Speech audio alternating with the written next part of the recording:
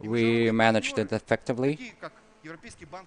European Bank of Reconstruction were our partners.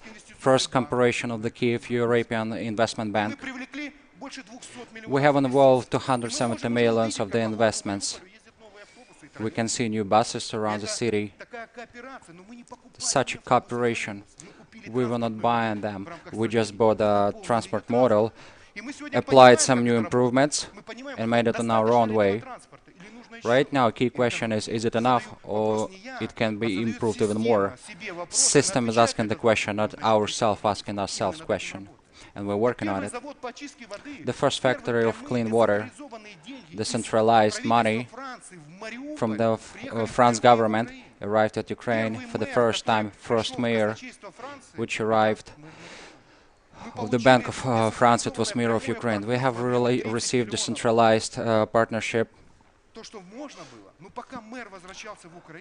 On his way back to Ukraine, it was figured out that the system was even more expensive, and we are supposed to have 64.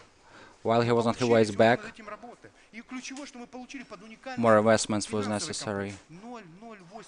0.008,1% for 30 years with a 10 years delay.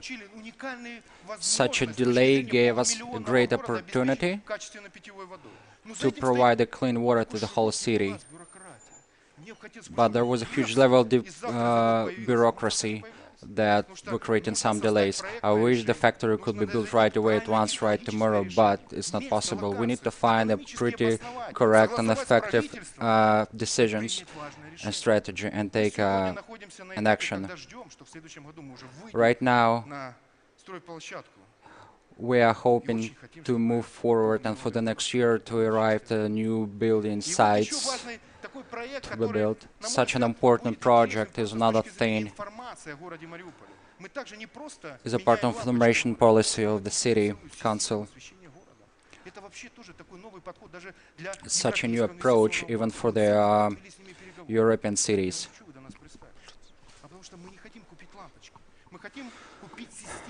We want to buy a safety system that we can apply to our city council to make the city even better. We don't want just to buy from the overboard and keep using it. We want our own models and our own solutions. 1 year has taken us for working on the next step. 30,000 of the lights can provide more safe lighting of the city. Of course, we had a look at the city of the future compared to Mariupol of 1930s. What are that? And what was done? We started the discussion from potential geographical description, a bold description to highlight our geographical specification, our city, the sea, of course. But without any metallurgical solutions, it's pretty hard. I'm more than sure that today we will all figure out by our another speaker. We are ready for these changes. We haven't been waiting for 5 years just for nothing. We were running forward. Of course, we are speaking about Mariupol has some problems and issues, systematical ones. Because such a great medical system that is able to give the best solutions, of course, it's out of the city border. Alexander Kirilenko and I working on it. And of course, it's a joy for me to say that we are ready to build 2 hospitals to provide solutions not only for the city but the whole region. We do want university hospital of level 3, which is able not only solve medical issues but as well to provide education to future doctors. 2,200 medical positions are available in the city at the moment. What I'm trying to say is that we can improve the thing and the situation by 2025 with the help of foreign investors, and how we can make it be interested for them to make investments. We need an airport. My friend Andrei Sadovoi is saying, if there is a city but there is no airport, there is no future. Quoting him.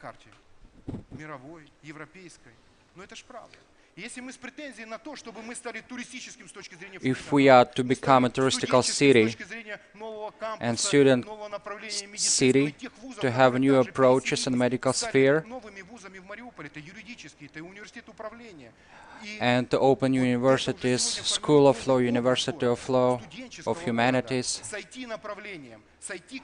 IT universities, which was something unbelievable and unreal just yesterday, but pretty possible because there's going to be an IT forum happening in the city pretty soon, and the number of the IT specialists is working on becoming more and increasing. Okay, so the idea right now, let's keep building the city.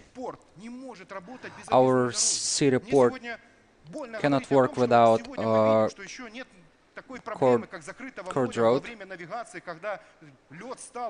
There is no such situation to move out without icebreakers once the city is city C is frozen.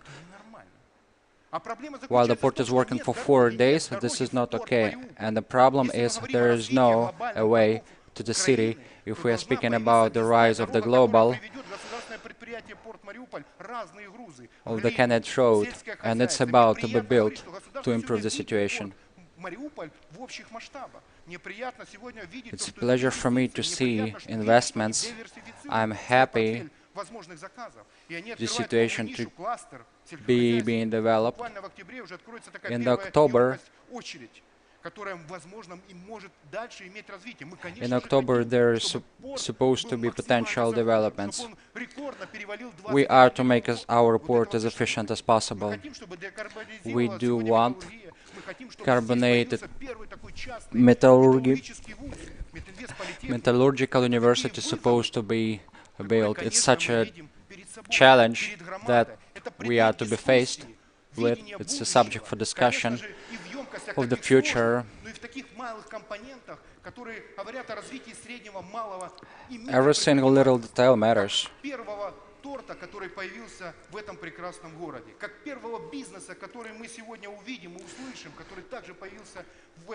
The first business is a thing to be proud of, not a port development, not a port management. It's such a complicated process that our American and European partners is taking part in reloading the city and making it better. To sum up and end up, what I wanted to say is, have a look at your badge. This is the whole power. What is written over there is a symbol of the power and a symbol of the good sign of positive changes. This is from where we should take our inspiration. That gives you pretty a good symbol, anchor, and an anchor the symbol of life. From here we're building the future. This way from going from one point to the anchor is a symbol of rebirth of the city. That's why I'm saying Mariupol has a great potential. Thank you. Дякуємо, Володимиру Сергійовичу, за промову. Шановні пані та панове, вибачте. До слова запрошується перший заступник голови Донецької обласної адміністрації, керівник обласної військово-цивільної адміністрації Ігор Мороз. Я вибачаюся, заступник керівника військово-цивільної адміністрації. Добрий день, шановні друзі, учасники форуму. I'm the deputy head of Donetsk Region State Administration. I'd like to welcome everyone here. We have a very rich area here, and we have a very rich potential. I was very glad to hear the city mayor of Mariupol speaking about the dynamics of the process and the vision about the investments and development of the city of Mariupol. For us, as the Donetsk Region State Administration, the development of Mariupol and the movement forward is very important.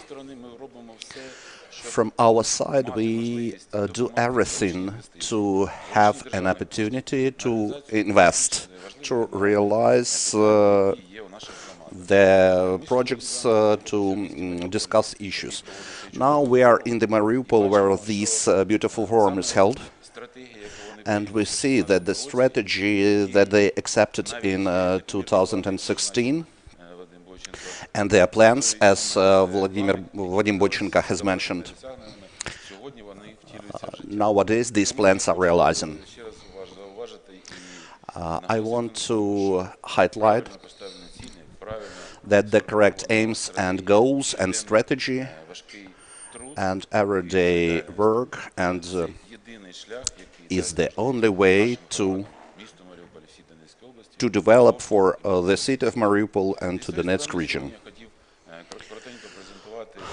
I'd like to present the activities and objects that are built here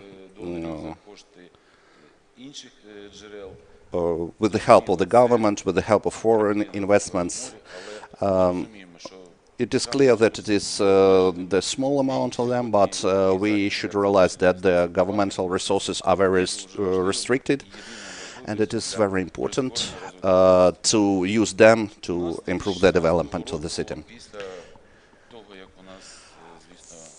From the year of 2016, after some events, we started to rebuild the infrastructure of the Donetsk region.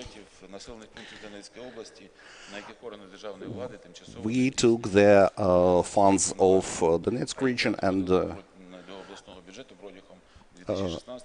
from the year of 2016 and the funds of the government, subventions in the frames of credit programs and the renovation of Ukraine. We use these funds to realize 235 projects. $4 million hryvnias are taken to represent all these projects, and the majority of these projects are realized in the city of Mariupol. 105 projects are connected with the renovation of schools and kindergartens, the objects of education. 249 millions of hryvnias are used here. The kindergarten of number 32 and the school number 28 are renovated in the sphere of this budget.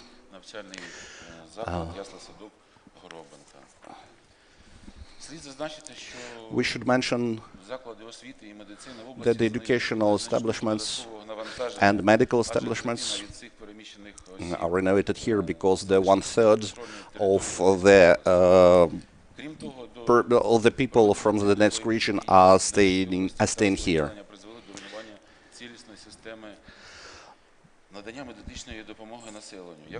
The events in the Donetsk region have resulted in the destruction of the system of medicine and education, and we should do everything possible to renovate that.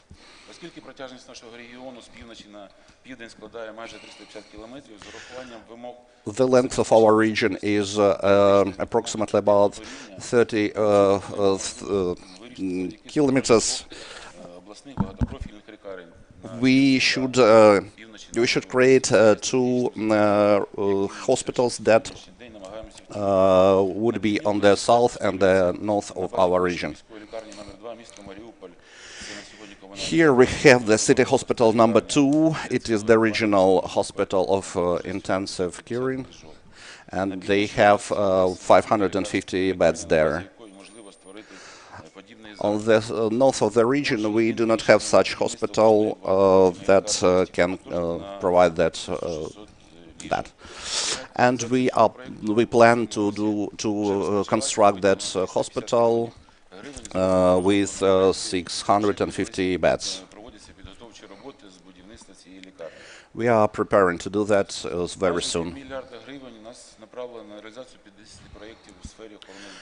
$500,000 we led to improve the system of medicine in our region.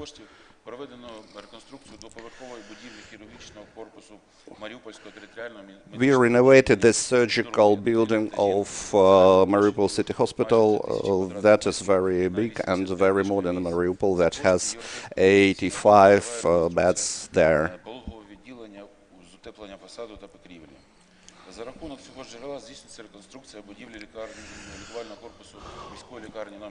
We are reconstructing the city hospital number 1 and number 7 of the city of Mariupol.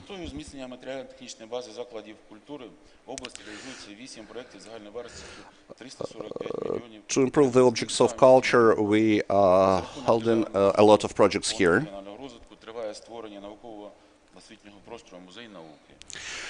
We are constructing now the Museum of Science.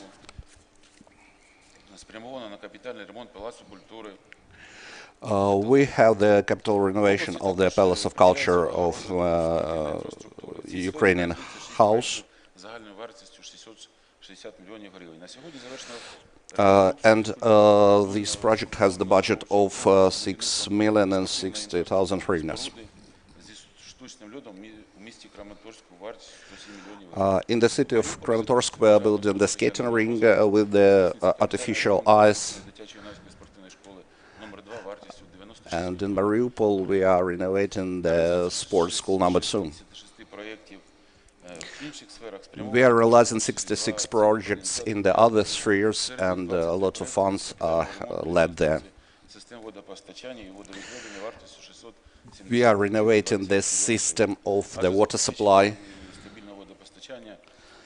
because it is very important for the residents of our region. We are renovating 18 roads and bridges, and we have completed the renovation of 8 objects here.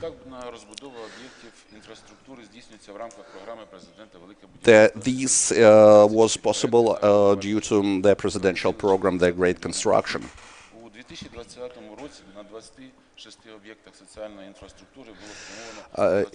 In this year, we were working on the 26 objects of the municipal structure.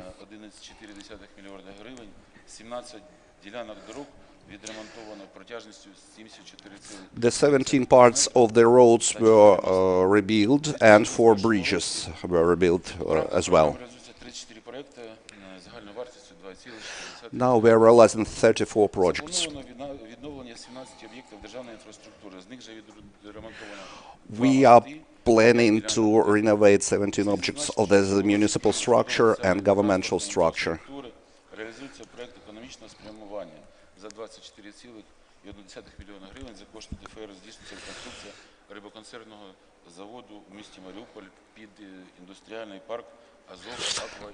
And also we are planning to build the industrial park Azov Aqua Invest here. And I want to mention that Mariupol implements the very unique project of the water supply. It is clear that it is very difficult to provide the water supply in our region. And from the times of Soviet Union, it was very problematic because the sphere of the water supply is very complicated from the river of Siversky Donets. That's why we support the ideas of Mariupol in that sphere.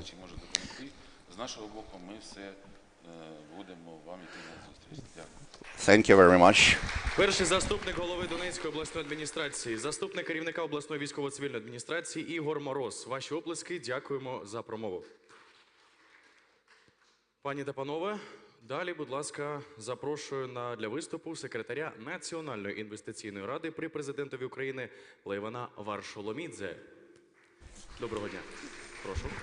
So now we are welcoming the secretary of the National Investor Commitment.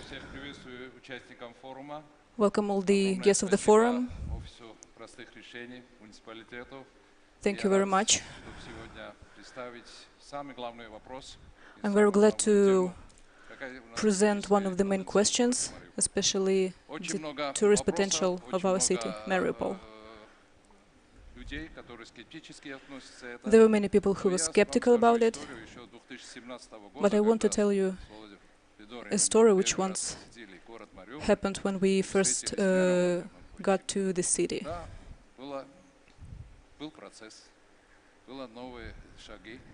There were lots of processing and steps, but in these 4 years lots of changes has happened.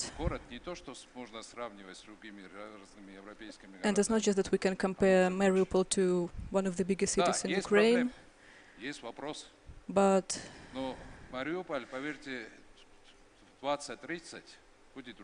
is that by 2030 we'll solve most of the problems. What is important to know is how it all can happen. So why is Mariupol important? It was correctly mentioned that the so-called Mariupol effect will be important for not only nearest cities, but for Ukraine itself. We can be a good example for other cities. I want to thank Mayor for all the changes that have happened, the team who worked with him, and most importantly, the citizens of Mariupol, who were very friendly and also became a part of this great project. Because no matter how bureaucracy works, it all matters how citizens react. And this so-called Mariupol effect we can apply on other cities and regions.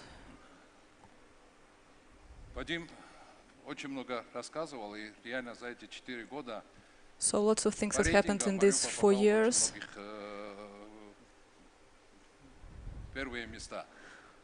We got on top places in many ratings. We're taking top places in investment. And now we want to give Mariupol another function. We should take another function, and we hope that by the end of the year we'll work on it.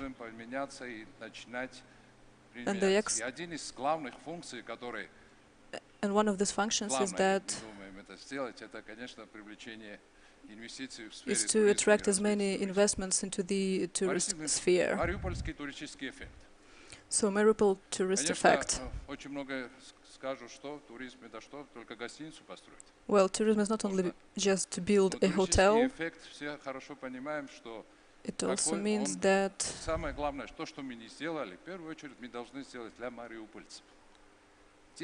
we must do something more.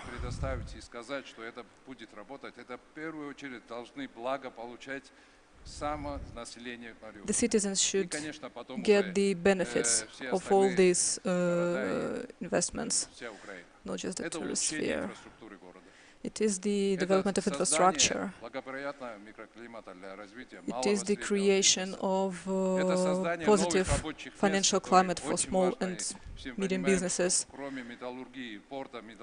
And we all should know that not only the metallurgical sphere, but also touristic sphere must work. We should implement new technologies. For example, the one connected with water supply is just the first step in this plan.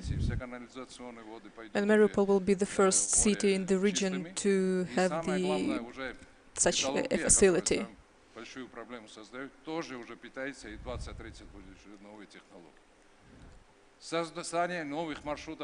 creating of new roads, starting with the municipal transport, and development in the medical sphere, which is one of the biggest for now. And also transformation of Mariupol into the student city, university city.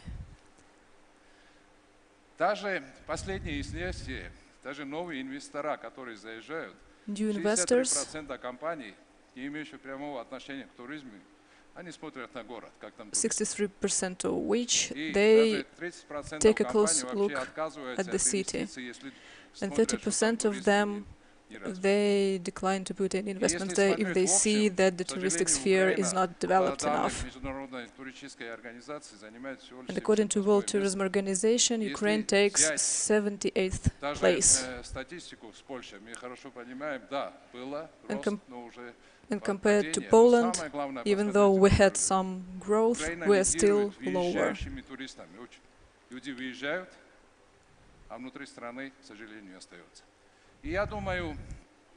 And I believe that now it is the time, after COVID-19 pandemic, as a part of the large construction program, we need to develop the inner tourism, and Mariupol can potentially be the center of it. We've done the analysis, and as you can see on the slide, you can see the statistics. And we see that the number of tourists is not enough. But in order to make the numbers grow, we need to give new ideas, new functions, and new investments. Even if we take the 250 kilometers radius, we see that the population of 3 million people we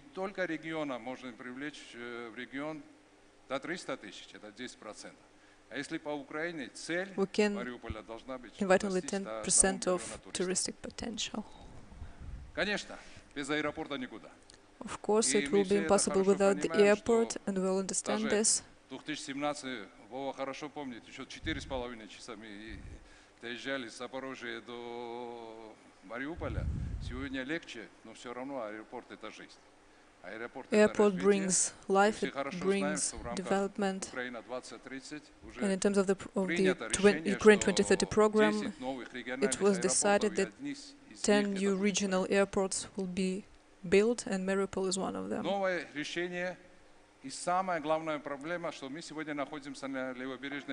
Another idea, and the most important one, is the connection of the left bank with the central part and the central beach.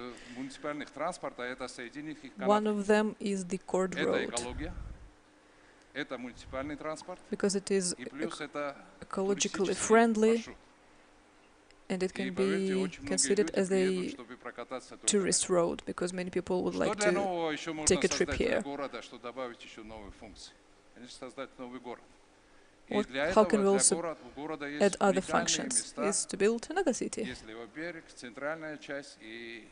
We have the left bank, the central part, and the beach area.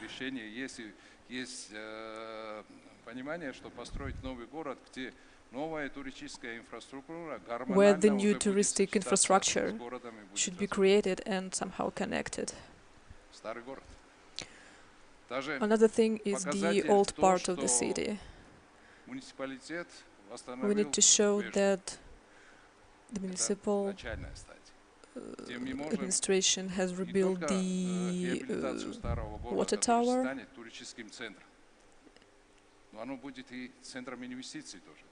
and it's not only the cultural center, but also the center of future investments. The Primorsky Park region is another potential project which can attract more investments.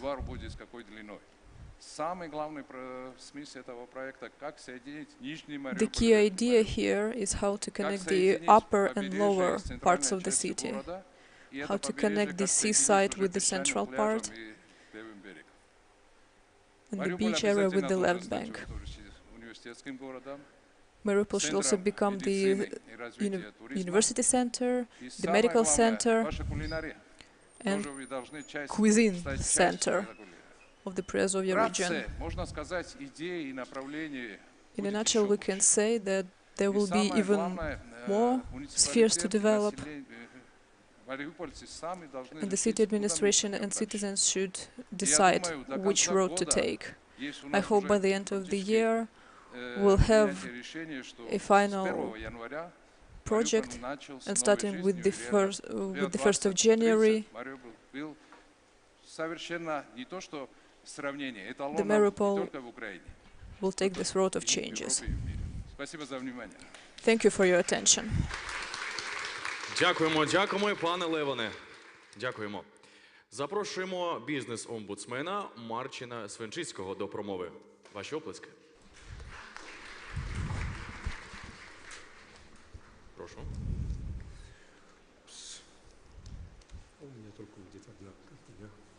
I will have only one picture. Thank you. Thank you for invitation. I'm very glad to participate in this forum.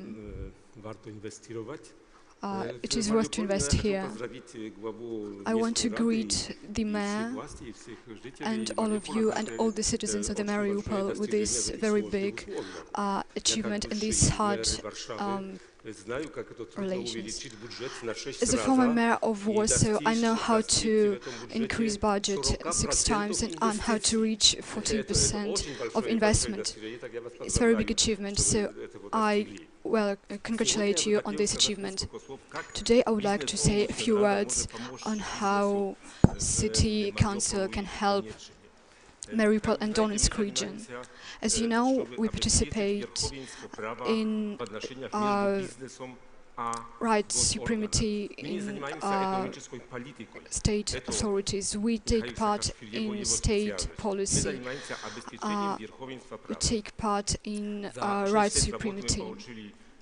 During 6 years of work, we received more than 9,000 claims in business, including 2,000 claims from Donetsk region. What does these claims concern? The tax problems, inclusion of the company to the list of risk company, launch of criminal cases for evasion of tax payment. It is not fulfillment of case decisions. When businessman lost the case in court and doesn't fulfill his obligations. It is the result of inspections in companies. We helped companies to return more 90 billions of hryvnias, of forfeits and taxes and other payments. At the second place are the claims for law enforcement authorities, for security service. They concern processual breaches, for example, property alienation from the decision of the court. It is not the return of property. It is not efficient pre-court investigations. For example, there was the attempt of raid. The businessman knows who did this raid, and he files to the police. They launch the case, and then nothing happens. It is the breach of all terms. There is a criminal case. For example, the documents, laptops of the company are arrested. Its bank account is blocked and company is paralyzed. And the term of this investigation lasts for infinity.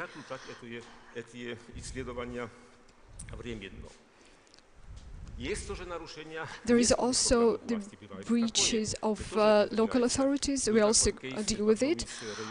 There was a case in one of the Donetsk region when investor wanted to invest to build wind power station, and there was a problem how to count the compensation for deforestation. And neither committee nor local authorities could do this. They couldn't start investigation, and finally I had the conference with Mr. Krylenko and Mr. Morozov, and thanks to this conference this issue was settled, how to count the compensation for deforestation. I hope this power station will be built.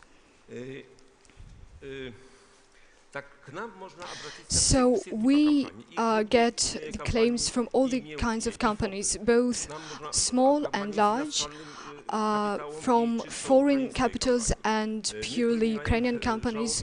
We get complaints for all the kinds of state authorities, for monopoly, state industry. There are not much of them, but there are.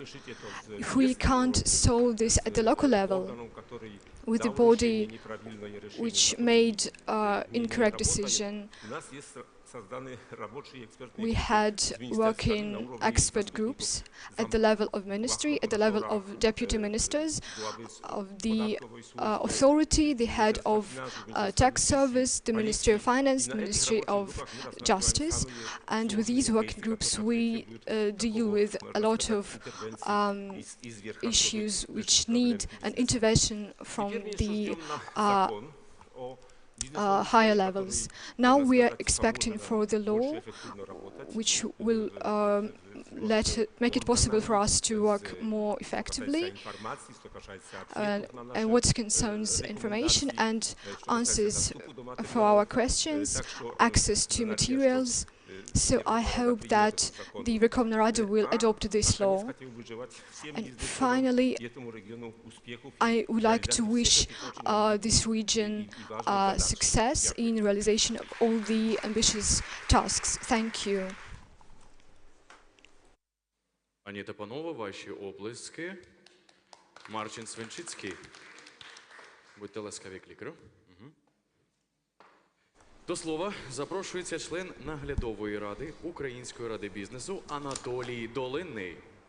Please welcome Anatoly Doliny, Supervisor, Board Member, Business Council of Ukraine. Hello. I'm very glad to be present at this forum today, and today we're taking part in an interesting discussion in which way Mariupol city and Donetsk region, what the plans do we have, what do we can apply to improve the region, and a very important aspect that today will be mentioned is which conditions are required to make the investments happen. In this context, today we heard many good ideas and plans that will be performed shortly. However, we also understand that on a governmental level and regional level, some steps need to be applied that will create good conditions for business to be developed properly. In this context, I'd like to pay attention to two levels of the decisions that needs to be taken in order to improve investments interest of Ukraine generally, in the regional level as well, and the city of Mariupol. The top level is a governmental level. Business members are being focused at the ideas that needs to be solved starting since 2014, including military reforms, system reforms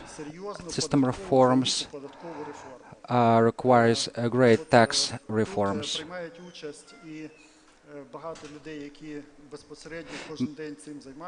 Many people who are taking part in it are involved from day to day. Regional, city, and governmental administrations and are performing high level of being ready to improve tax systems in such a way that it's more acceptable and easier for investors to perform their daily operations and improve the part that is considered to unload the tax system overall, but neutral part of the reform that is not considered to be in charge of taxing is ready, including value-added tax. This reform is ready. It's being prepared for being registered today, and I'm trying to take a chance to thank members of government to do their best to make it happen. Ministry of Economics is taking part and involved in the process as well. It's pretty good progress and factors that will have an impact on development of city of Mariupol as well. Aspect number 2 is improving investment interest, is regional aspect. National Council had a discussion regarding development of the instruments and tools in order to let the business make investments. The government needs to provide a space for those reforms and the ways to approach those reforms. It can be done by destroying governmental reforms and taking the contracts. National Council had a discussion regarding the reforms to improve the process overall. Regional factor of taking decision in a regional level, what is called public partnership, is such a tool that needs to be developed, and we working on it for a long time already, pay attention for the details and aspects, and ready to give a hand to develop a governmental and private partnership and improving the system overall. In such a context, I would like to pay attention to world experience of development. It's not a development of the specific establishments, but a global.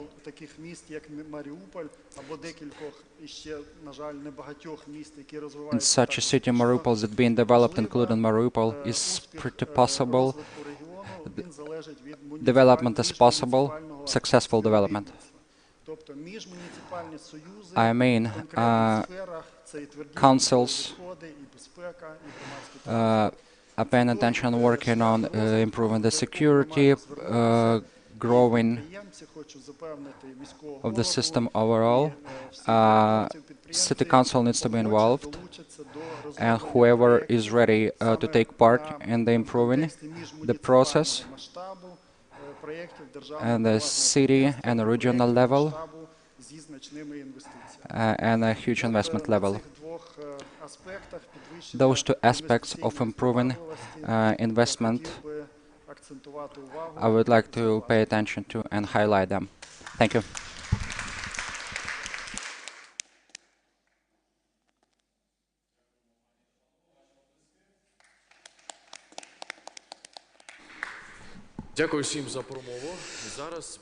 Thank you everyone for the speeches, and now I propose to do the first session.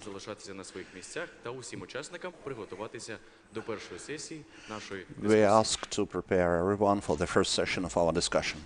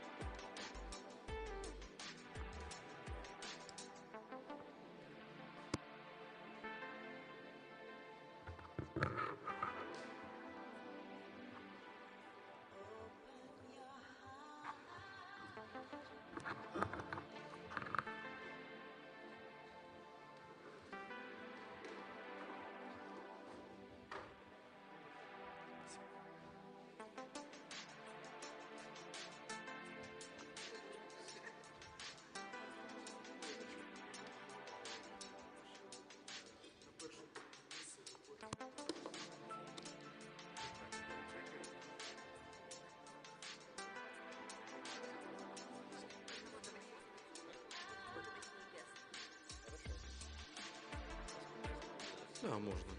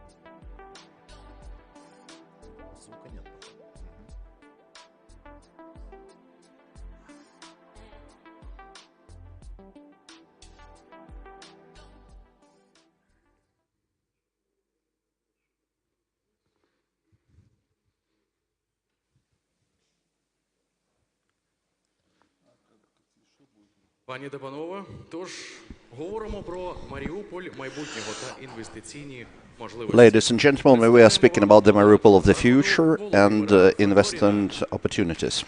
Volodymyr Fedorin is the moderator of the event, the chief editor of Forbes of Ukraine. Volodymyr, you're welcome.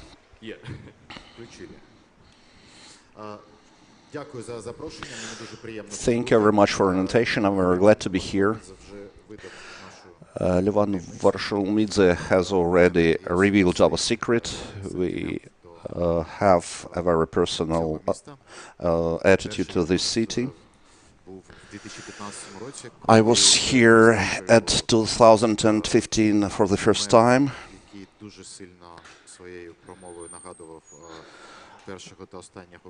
When the last mayor resembled Mikhail Gorbachev with his speeches. And the next time Mikhail Saakashvili was in Poland, and we visited with Levan the city and discussed the opportunities to move forward the great city in the south of Ukraine. Really, everything that happens here is great, but I'd like to speak here about the vision but not only the vision, but about the situation around the city, about the country. I'd like to remind you that Ukraine is the country of Europe, and the Mariupol is the city with the great potential, but it is very difficult to get here. How to develop very rapidly, because the speed matters. Not only the mayor Vadim Boychenko and his team tries to build something, but mayors of Polish cities, German cities try to do that. And how we can implement that vision with the understanding of concurrence and the need of the people to have some results right now. I have a very great panel here, and I'd like to propose our work in the following way. The first floor has the head of the Executive Committee of National Council of Reforms, Mikhail Saakashvili, then Minister Alexander Kubrakov,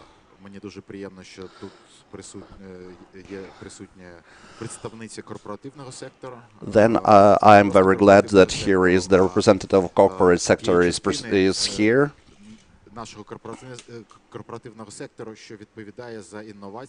That is responsible for innovation, for development,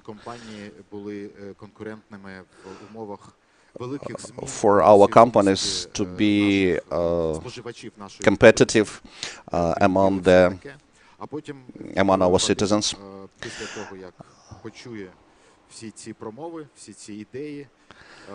And after that, Vadim Boychenko will give his own commentaries after all that.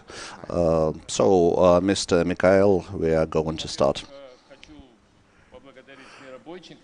First of all, I'd like to thank the Mayor Boychenko, because I think that he's the best mayor in Ukraine nowadays. According to his visions, according to his representation of the city. And I can see the starting level of Mariupol of 5 years ago. I was here, there, then, and it was hard for me to see the hope here. And now we have a kind of drive. The city was very difficult in the psychological form, not speaking about the infrastructure. But now we have a lot of renovations here.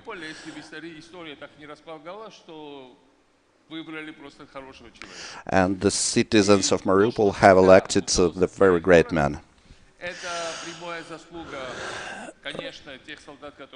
It is some years ago there were very heavy fights here, and thanks to the soldiers that have protected the city those times.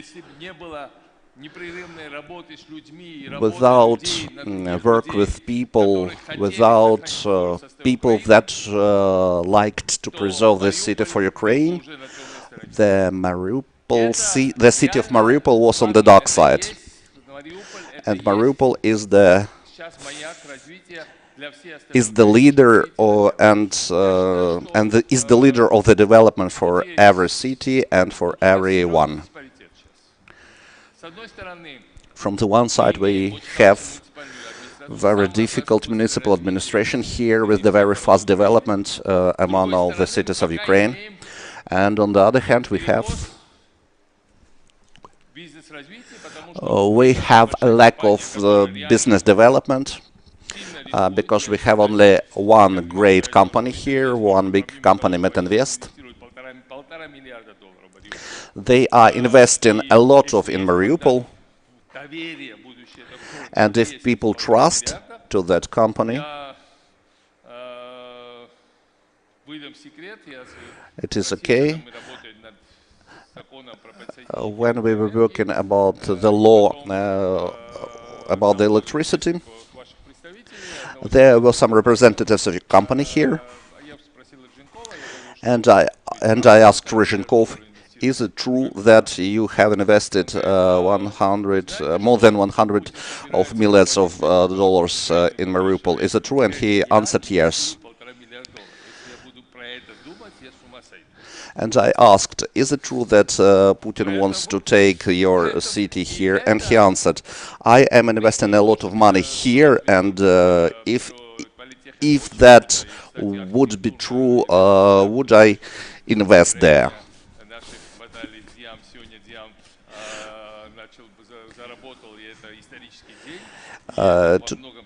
Today we have a very historical day here because the State Inspector for Architecture and Construction is working, and but this is one company. Where are other companies? And we will not have other companies here because of the lack of public and private partnership. Because Mariupol is built like a Soviet city. Nobody thought that Mariupol could be a city for the tourists. Everyone thought that Mariupol is an industrial city.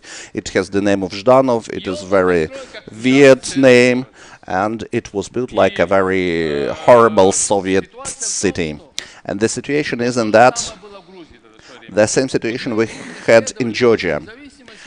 We followed the Soviet way of development. The Soviet Union said that the results can be only in Abkhazia, so we had results only in Abkhazia. So that's why we have very restricted opportunities.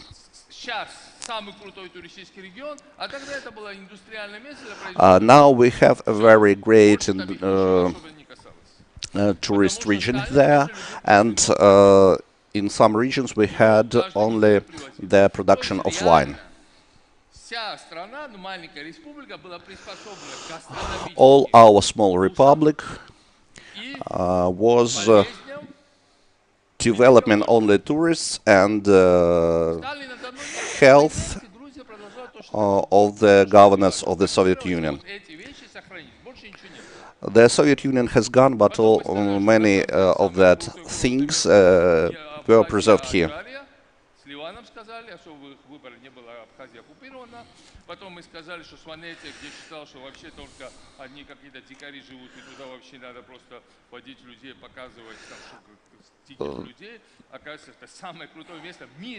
The greatest place in the world is kind of Abkhazia and Adjara, and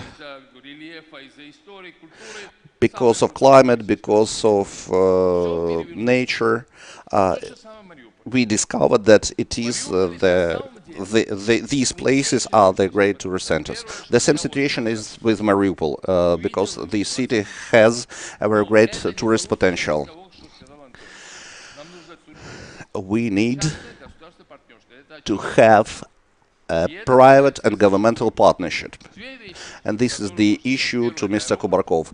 The second, there are two things that can be done. The first one is the airport. Without airport, we cannot speak about that things. And we understand that.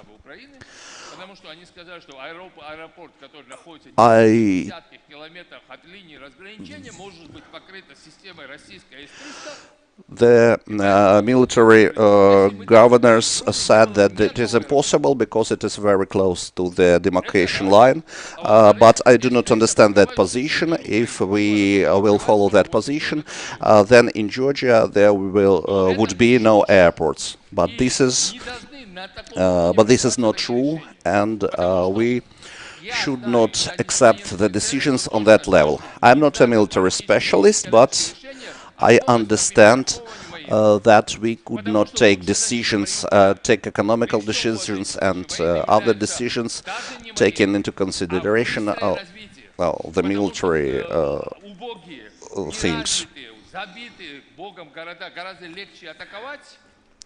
We understand that undeveloped and small cities, small towns are very easy to be attacked because they are less protected. And developed and big cities are protected very much. It is not, there is no use to attack the great cities that is highlighted with a lot of tourists. It is no use to attack it. And they did not. Nothing protects better than development.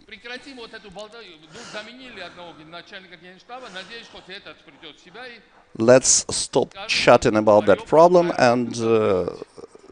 and we wait for the decision for the airport to be open in Mariupol. And the second topic is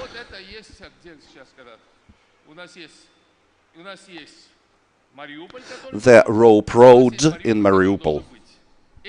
We have the Mariupol that we have, and we have Mariupol that we would like to be. When we will have the rope road, when we provide the water supply and the supply for electricity, we will renovate the boulevard. Immediately there would be a lot of tourists there. And we want that boulevard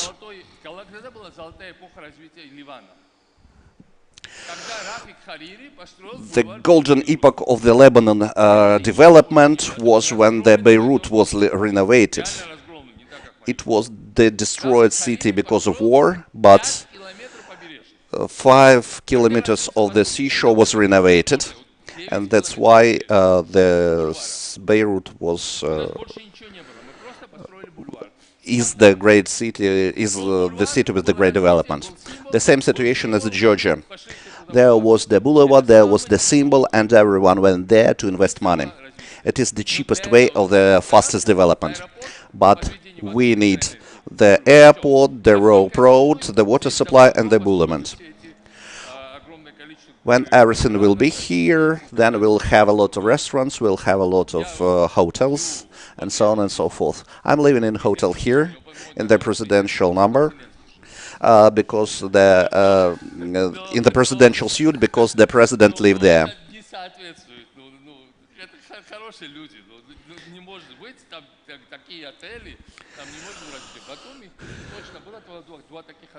We had 2 hotels of the same level in Batumi, and that's all. And now we have hundreds, if not thousands. And here we have a lot ashore here.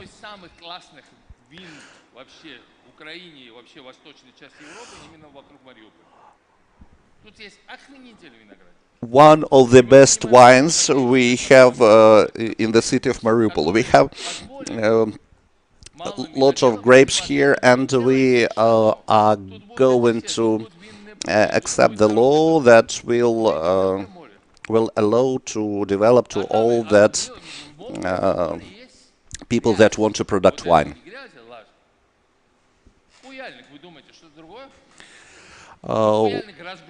The sea is not deep, and this is the problem.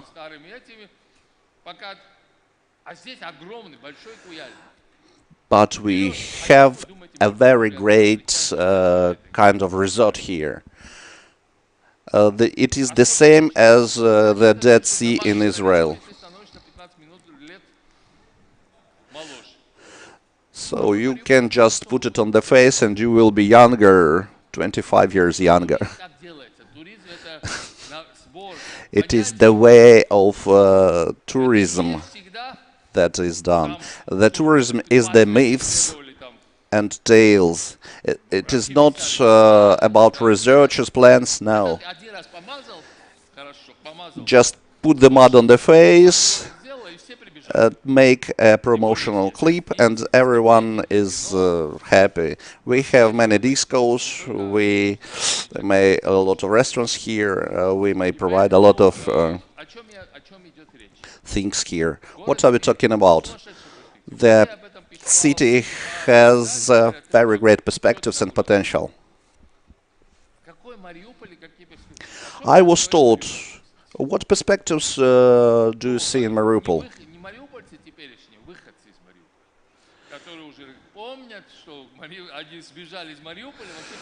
And I was told that things by people that were that escaped from Mariupol some time ago. And we must take back that people here. I think a lot about Odessa. Yesterday I was in Odessa. Odessa also has a great budget, but is the dirtiest city in Ukraine.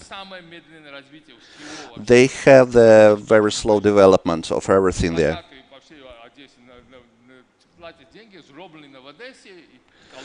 They have a lot of billboards made of Odessa, but nothing happens.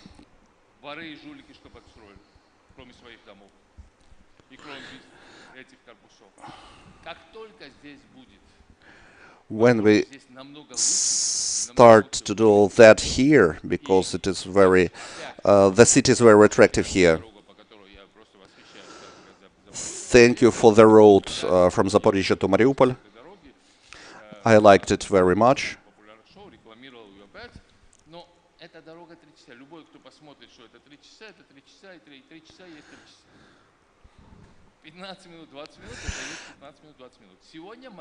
And we can go here very fast, 3-5 hours.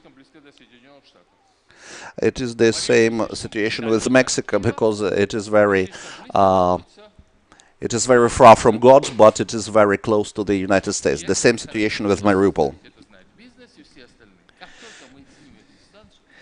When we eliminate this distance, we will have a very great need of accessible tourism. That would be twice more cheaper than Turkey, than twice more cheaper than Odessa and Zatoka, and so on and so forth. This is the place here. And then we could develop it to the Berdyansk city and to make it all resort area. I'd like just not to talk about airport and the road, but I think we should listen to our functionary, Mr. Kuprakov, that is the Minister of Infrastructure of Ukraine, that is the great Minister for Infrastructure of Ukraine. He had a lot of opportunities, and he had a lot of attacks, informational attacks nowadays. Why? I think because it is due to that he does right and correct things.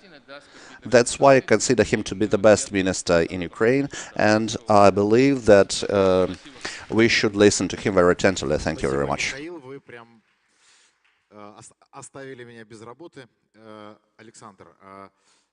Скажите, а вот что конкретно Министерство инфраструктуры, правительство может сделать для того, чтобы остров Мариуполь? So can you tell me what exactly can the Ministry of Infrastructure do for Mariupol to become it more successful? So good day to everyone. Thank you for warm words. He's always very friendly, so thanks for that. I try to do my best.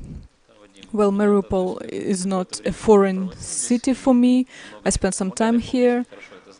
I helped Vadim Bochenko here, especially with building the center we're in now. So I remember how it looked in the beginning. So I can say I was somehow connected with this project.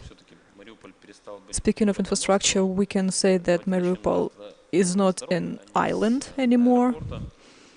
Now we're working on creating roads. We have the road from Zaporizhia to Mariupol, and it was built pretty fast because we had such a task to build it in 68 days.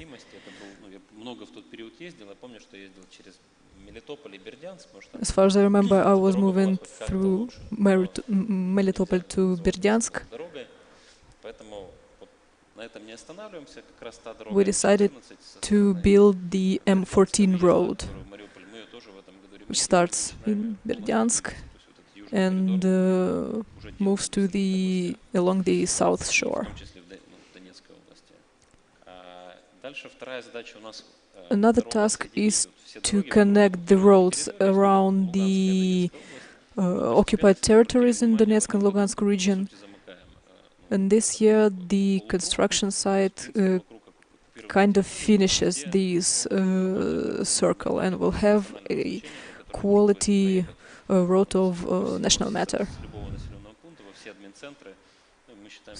So using this road, you can get to the main region centers and city centers.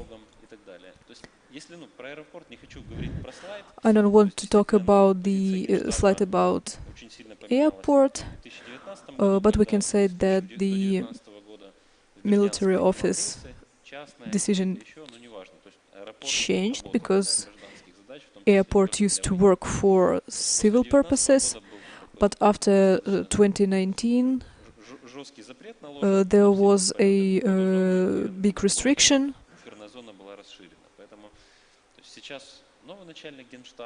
Now we have a new head of military center.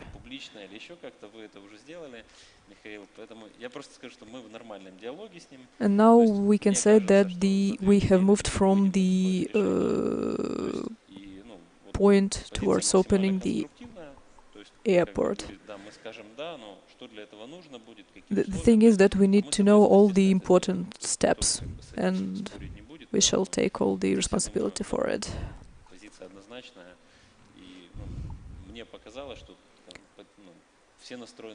And I thought that everybody is ready to work on this project. Speaking of the roads, it's obvious that we try to rebuild the national roads, the roads of international meaning, importance. But here we have a bit different situation, it's more important, I guess. But Donetsk and Lugansk region are in focus for now.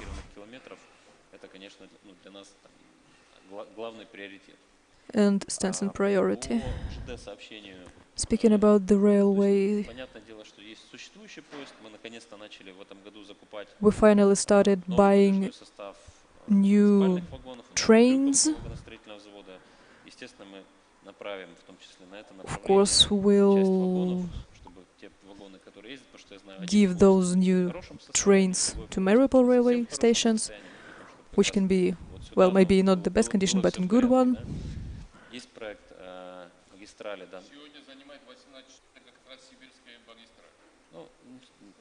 Now the road from Kyiv to Mariupol takes 18 hours, 14 hours. Well, we want to shorten this time. If we rebuild the road Kharkiv-Mariupol, we can shorten the road time. If we take care of the Kurachovo-Volnovakha-Mariupol part of the road, everything will be better. It's pretty much the same thing as with the roads in occupied, around occupied regions, because it worked differently. On our side, we don't forget about Mariupol, so we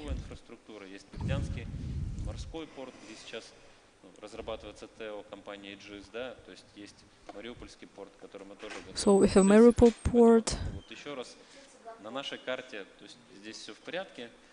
On this part everything is okay.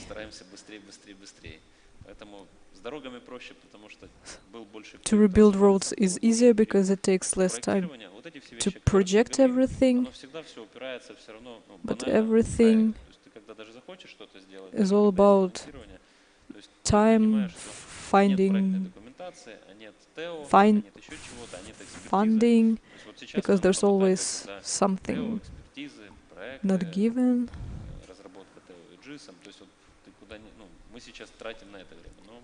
Now we're spending time on it. But we can say that the project is either in the process of working or is about to begin.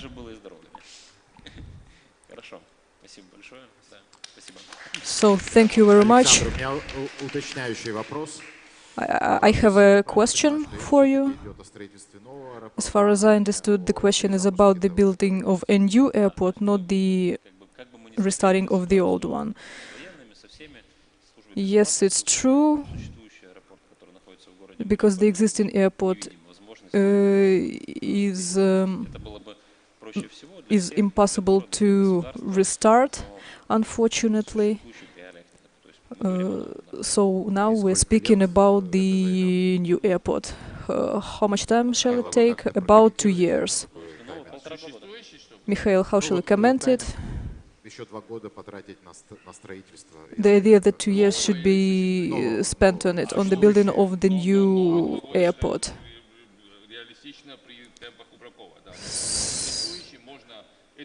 So it's pretty much realistic. If Metinvest is ready to start building the airport, to invest money, it can be built pretty quickly. And from the side of the security,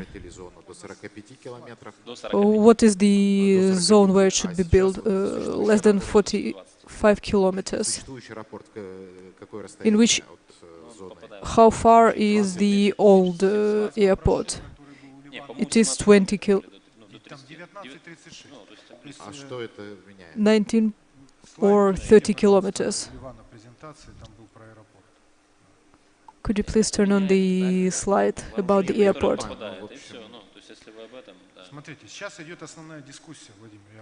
Now the main discussion is pretty active. Alexander is deeply into this discussion, and we need to answer the main question. How many kilometers can be taken from the demarcation mark? It all depends on how you can count it and what is the demarcation mark. If you don't know the Normand format, from the TV set, we hear that it's not working, but it is working, especially in Mariupol, because in 2015-2016 the demarcation mark was on the Mariupol outskirts, and even thinking of the airport was not possible. But when now we are talking about the demarcation mark and that it is 20 kilometers from the city, and the city itself is 20 kilometers, so we're asking how much do we need more, especially when we're talking about the safe flight. What is safety flight? What is the safe zone of the flight? It's impossible to call Ukraine unsafe for flight. If we are talking about S-30, we should take an objective look at the situation, because the airports of Kharkiv and Zaporizhia and Dnipro, along with Mariupol and Berdyansk, were not opened. And by now, all the airports except Mariupol and Berdyansk are opened and working now. In my humble opinion, it was a subjective decision. Now we have a person who can provide us a live discussion, who can tell us what is a safe flight. And what are the rules that we can judge this safe flight and safe zone? In what documents can we find these measures? They are not found. So we have nothing to take a look on. Mariupol is moving forward. We have 40 square hectares. So how much should we take from the Mariupol to build a new airport? Is it 19, 30 or 50 kilometers? It's hard to say. On the map we can see a location, a probable location in the south of Donetsk region. And as a result, it can be an opening not only to the Donetsk region, but to the southern part in general. So it can be both safe and economically attractive. We should also take into consideration the spendings on the building. So all we need is information so we could take the right decision. Business is interested in this sphere because $2 billion of investments can be spent here. But how can it become touristically attractive without the airport? Okay, Vadim, thank you. We shall take you the floor later. I'm very impressed by your oratory skills in later years, so thank you very much. But one last question about the airport. In 2018 it was said, in 2019 it was said. So what is the optimal scenario of building the airport? Alexander, please. The scenario is the building of the airport in that probable location on the map, which was found recently. And we believe that if all the matters concerned, if the military part will agree, we can build the new airport here. But Mikhail says that such serious decisions should be taken on a governmental level, not only on a military level. It means that the construction will be delayed 1 year more. So why should we lose this year? We can either start building it in a year or in 2 years, so that's the story. The military people should take decisions on other spheres, not on building the airport. And it's not a part of their functions to decide. It is an economical side. But I know for sure that such administrations, they want to imply decisions on themselves.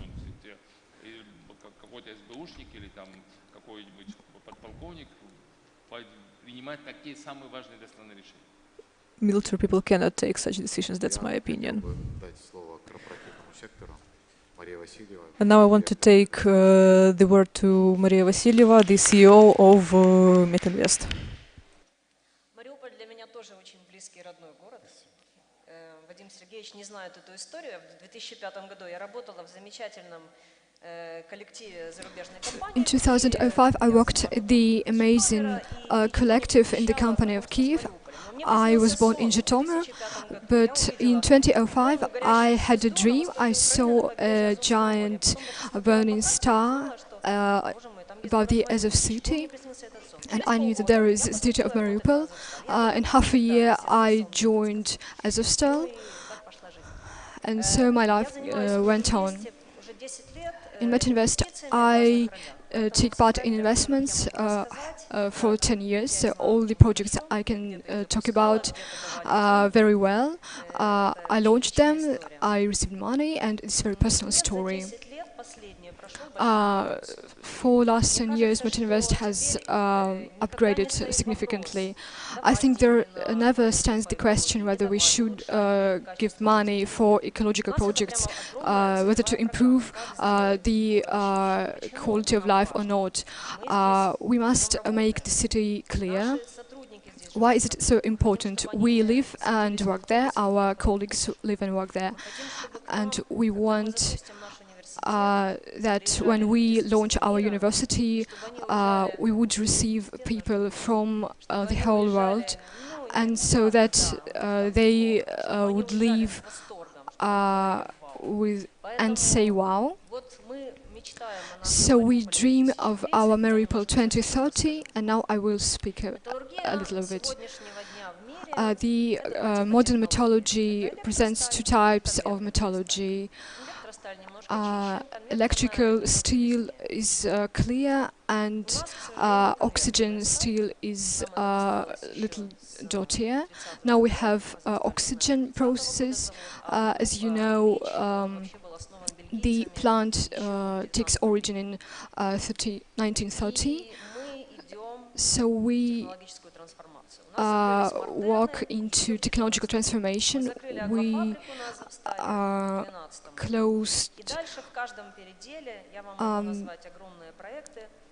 a lot of so now I name a few projects that we started, and the whole Mariupol and Donetsk Oblast saw the launch of these projects. We had 6 big pipes which fumed almost all Donetsk region, and I remember the moment when we stand the launch of the new filter, and I say, would it launch or not? Nothing happens, nothing air movement, and they say that everything is working. Well, it's working and there's no fume. Now there was Mariupol legend that Metinvest turns off fabrics that to show that there's no smoke. Now we're expecting a lot of hard technological projects. It is unreasonable emission of smoke, and you can see it through your windows, and it's going to be no more.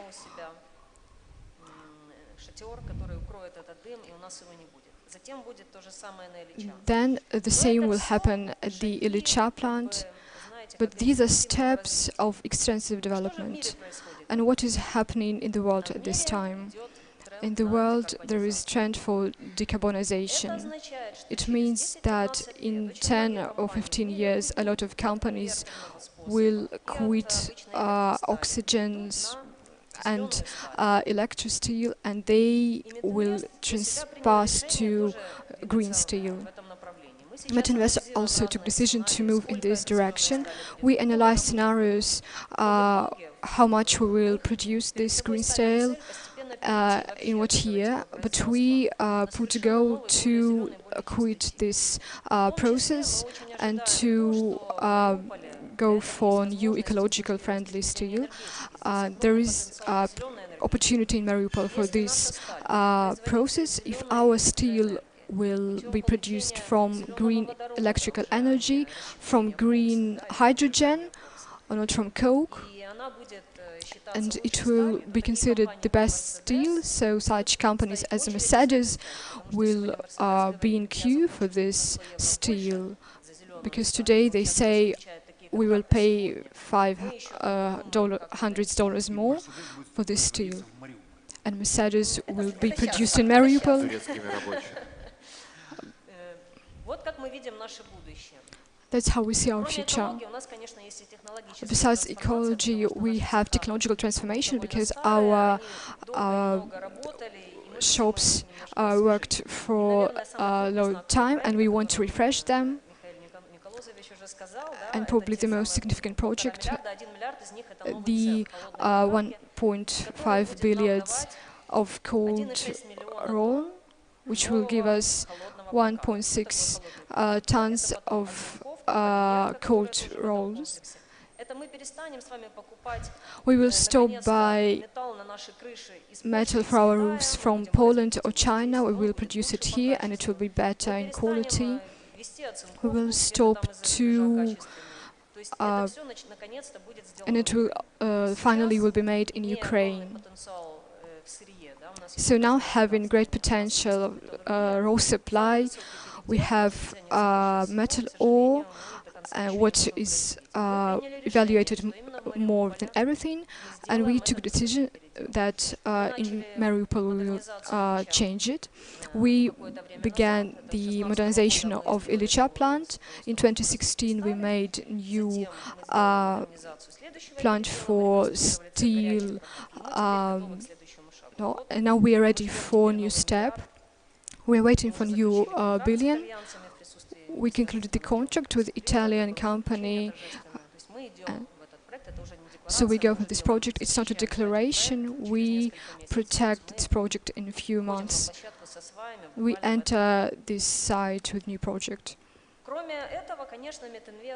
Besides this, Metinvest is a partner of the city in corporate and social responsibility. I won't enumerate all our projects. Mariupol citizens know them. It is Park Veselka, Square, other parks. We helped to renovate it. Of course, we can remember our story with the COVID help. Those cities that had a lot of oxygen are lucky, and it is a whole other emotional story. But ahead of us, there is a high technology future. Our corporations, it is not metallurgical production. We say that we need IT workers, which we will teach to work in metallurgy. It is not a person like a metallurgy worker. The world goes into other steel production, and we go there too. So metallurgy will stop being something dirty, horrible and misunderstood. It will be the center of intellectual development. It will be hub of IT development, startup development, machinery building, and so on and so forth. So we will remember a new cluster. For example, Brazil, the agricultural country, and they had a cluster which makes it possible for them to produce briars, and they developed this cluster. The same is here. Metallurgy is very debatable industry. So this is our future spaceship, and we will invite you. And we are expecting you to open this university.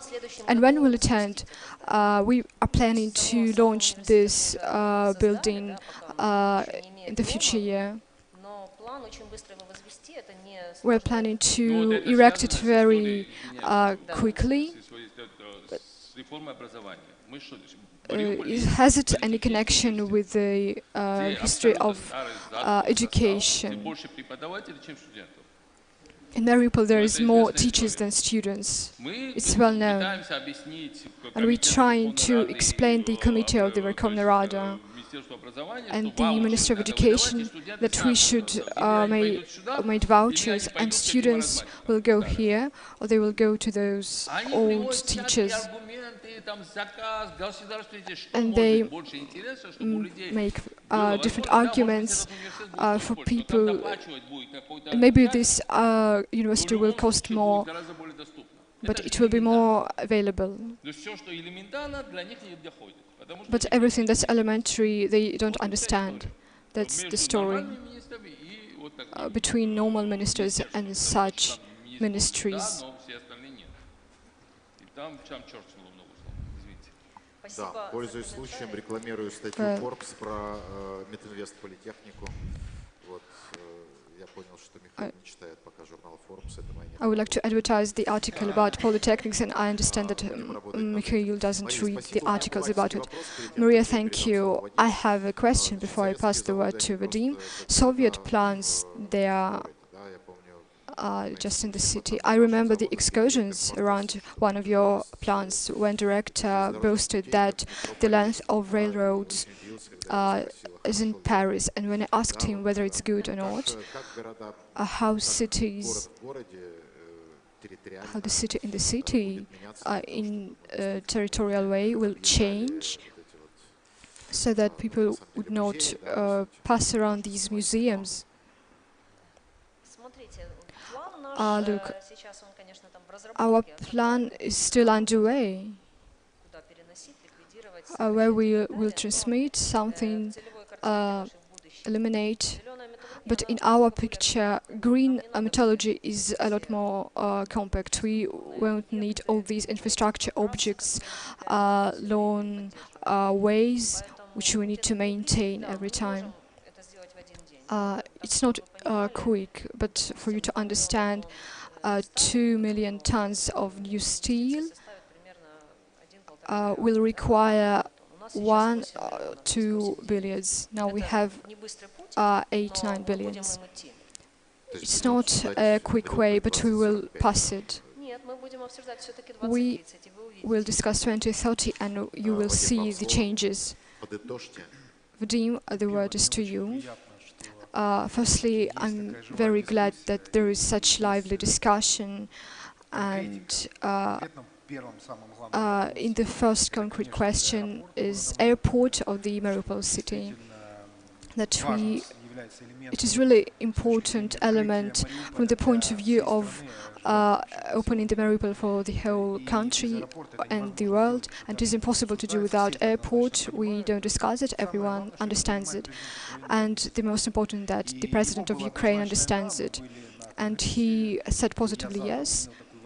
And I asked him directly, from the point of view of airport, I asked him, please leave us such hope, and let's find a solution.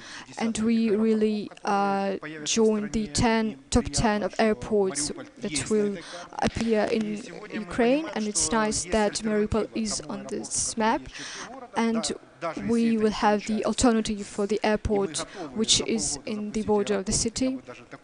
And in half a year, we're ready to launch the airport. And if we build the new airport, it will be possible in 2 years. And 2 years is a nice term in terms of 2030 prospects. But we will have to understand there is a certain bureaucracy after it. As Alexander said, it's hard to do it without a project, and here we will need a help of ministry to localize a typical project for some point. So I agree with Michael that he's the best minister today, young, creative and dynamic, and we will manage to do everything with him. And the key point that he has a desire to do something. There is a public part and non-public part, and we discussed this non-public part with him in his cabinet, which is related to infrastructure of the city. There is another project, is a railway, where Metinvest is a partner in this work. And there should be some railroad tariff, and it should be increased. And it requires electrification of some railroads. And what does it give us? We forget very quickly, and Michael justly noted that train goes for 18 hours. It was very horrible to reach Kiev from Mariupol and back. Today it's 14 hours. Yes, there are still some questions from the point of view of new carriages, and 2 new carriages were for the Day of Independence to Mariupol. And we have a task to renovate carriages for 100%. And the key point for us to sit in at 10 o'clock in Mariupol and Kiev, and in 9 to be in Kiev. So our main task is to shorten the time of work for 10 hours. Some remember Donetsk train, which connected Donetsk and Kiev, and we went with Alexander made a similar task, but it requires a lot of investments from larger investors, small investments, and of course we would like to receive high-quality railroad infrastructure. Then we would be open both in railroad and airport. Of course, I agree that we have a small potential of tourism in Mariupol. And some time ago I said that you must understand that metallurgy step into this path, and we don't need steel worker, we need IT worker who will teach steel work, and probably there will be no blast furnace production. And today there is such discussion, and we speak about it openly, whether there would be 1 or 2 plants in Mariupol. And as a mayor of Mariupol, it is important how many working places will I have, how can I replace different working places in Mariupol. Of course, with tourism, new infrastructure, airport, in order to compensate the losses in infrastructure. Of course, we want to change ecology, but at the same time, it's the challenge for city. And today, I want to thank people that they understand that it is incredibly hard work. From the point of view of such operational tasks that we stand beside us.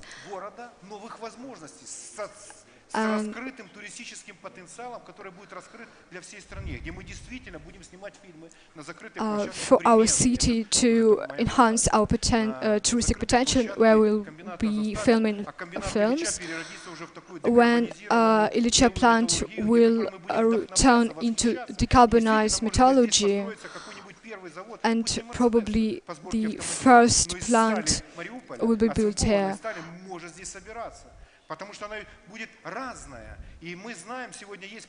And today we know that there are such productions. For example, I was in Vinnytsia and I got acquainted with a unique case when Ukrainian production, for example, do you know such refrigerators are produced every 5th in Ukraine? And we get the steel from abroad.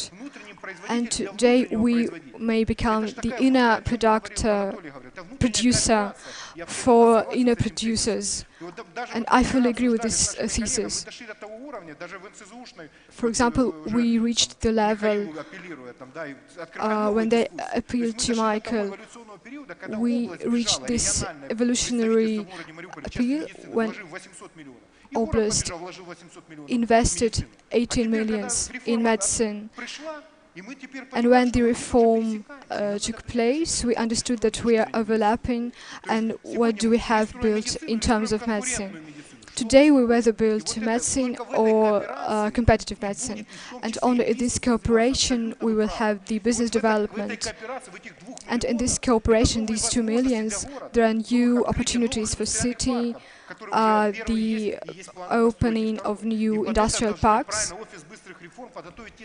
and for this the Office of New Reforms must prepare initiatives that we will have to prepare this autumn.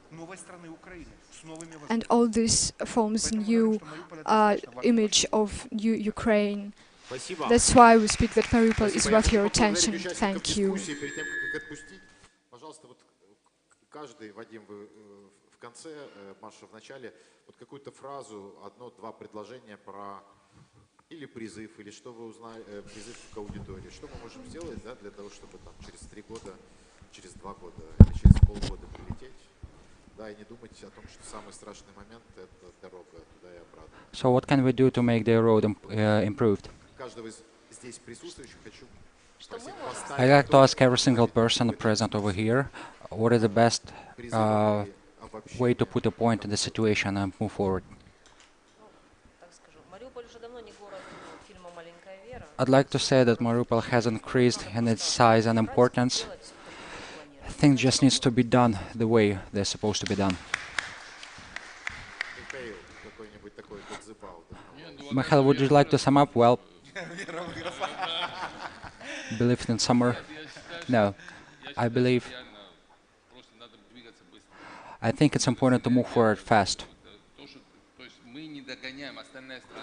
We are behind from some other countries by many indicators, and it's pretty dangerous. It's going to have a dangerous impact on the whole quality overall. Generally, it stays here it is. The President Zelensky took up public responsibilities, but it's time to take an action. Alexander. Road Kubrakova, it's not Kubrakova's, but it's an approach of Zelensky. A couple of comments, please. We took decision already. Everything goes well. Everything's fine. 21-22 is time of airport opening. Please don't push on us publicly. There is a constructive discussion between HQ and us. In 2 weeks, we will take decision. We are building right now in Verkhovaya region, but for the first time for many years, something is being done, and problems are being solved. Island cities is more than 2.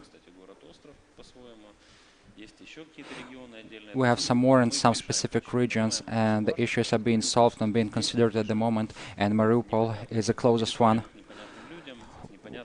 with the indefinite borders and a scary neighbor. So we have a good feeling about positive changes for next year. Thank you. Couple of sentences, couple of comments for action. First, I would like to note what Mikhail said, what is important from the point of view of taking decisions, solutions. I always saying, and I will say directly, we must be responsible not only for solutions we are taking, but also being responsible for decisions not taken. Mariupol is a very potential, has a high level of potential. Give us opportunities, give us a chance. We need to make a rope way. All the assignments are already posted to the governmental websites, and this way the city will be open for the whole country. Investment nanny is required. Thank you. Next step. Thank you. Thank you to all the speakers. Please applause. We are requesting to the hall. Please, ladies and gentlemen, now we are moving to more pleasant part of our event. It's surprise part.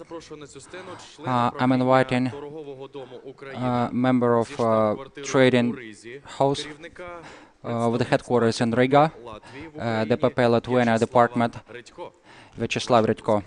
Please applause.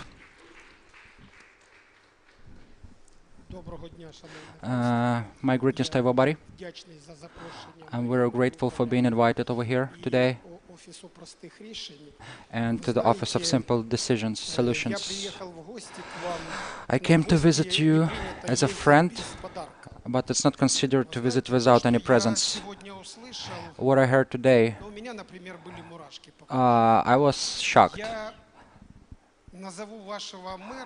I will call you Mir highlighter. We did our best today to make it happen today and to have the same in the Lithuanian area. A Lithuanian business can hear you. I'm sending my warmest regards and the management of the trade house from the Riga HQ took a decision to make a humble present for kids of Mariupol. We are presenting 4 certificates together with the House of Knowledge. English course online for 9 months. It gives an opportunity to open the window into the Europe, open the borders. Vadim, please take this present and make a decision who will be given the certificates. There is a contact phone number below. The person to be contacted. And for 9 nights to be available to receive this knowledge. A few more words. Mr. President, your language also gave an impression to me, and talking about the building airport closer or more far from the city line, there is an interesting story. A bee, according to aerodynamics law, if you take the proportion of his wings and his body, it's impossible for him to fly, and he's flying. You know why? The solution is simple. He's not familiar with aerodynamics law. I'd like to wish you to keep in mind this idea. Please fly. We will be visiting you over the air. No airport, no Europeans at your country.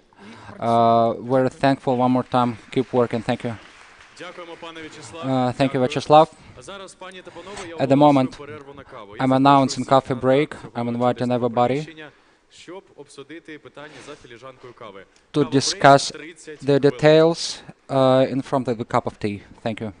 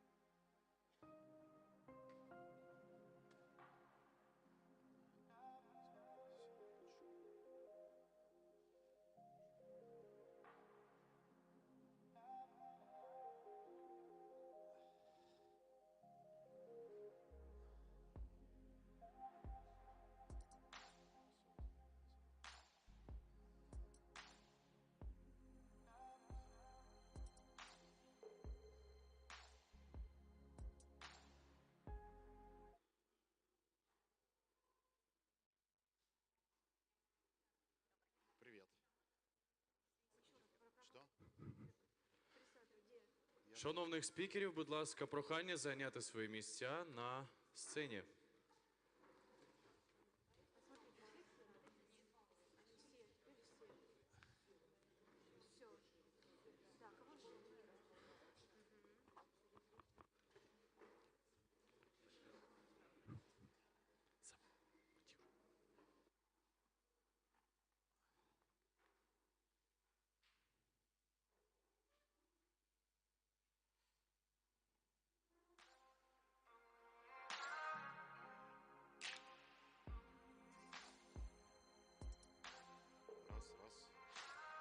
Тож ми починаємо.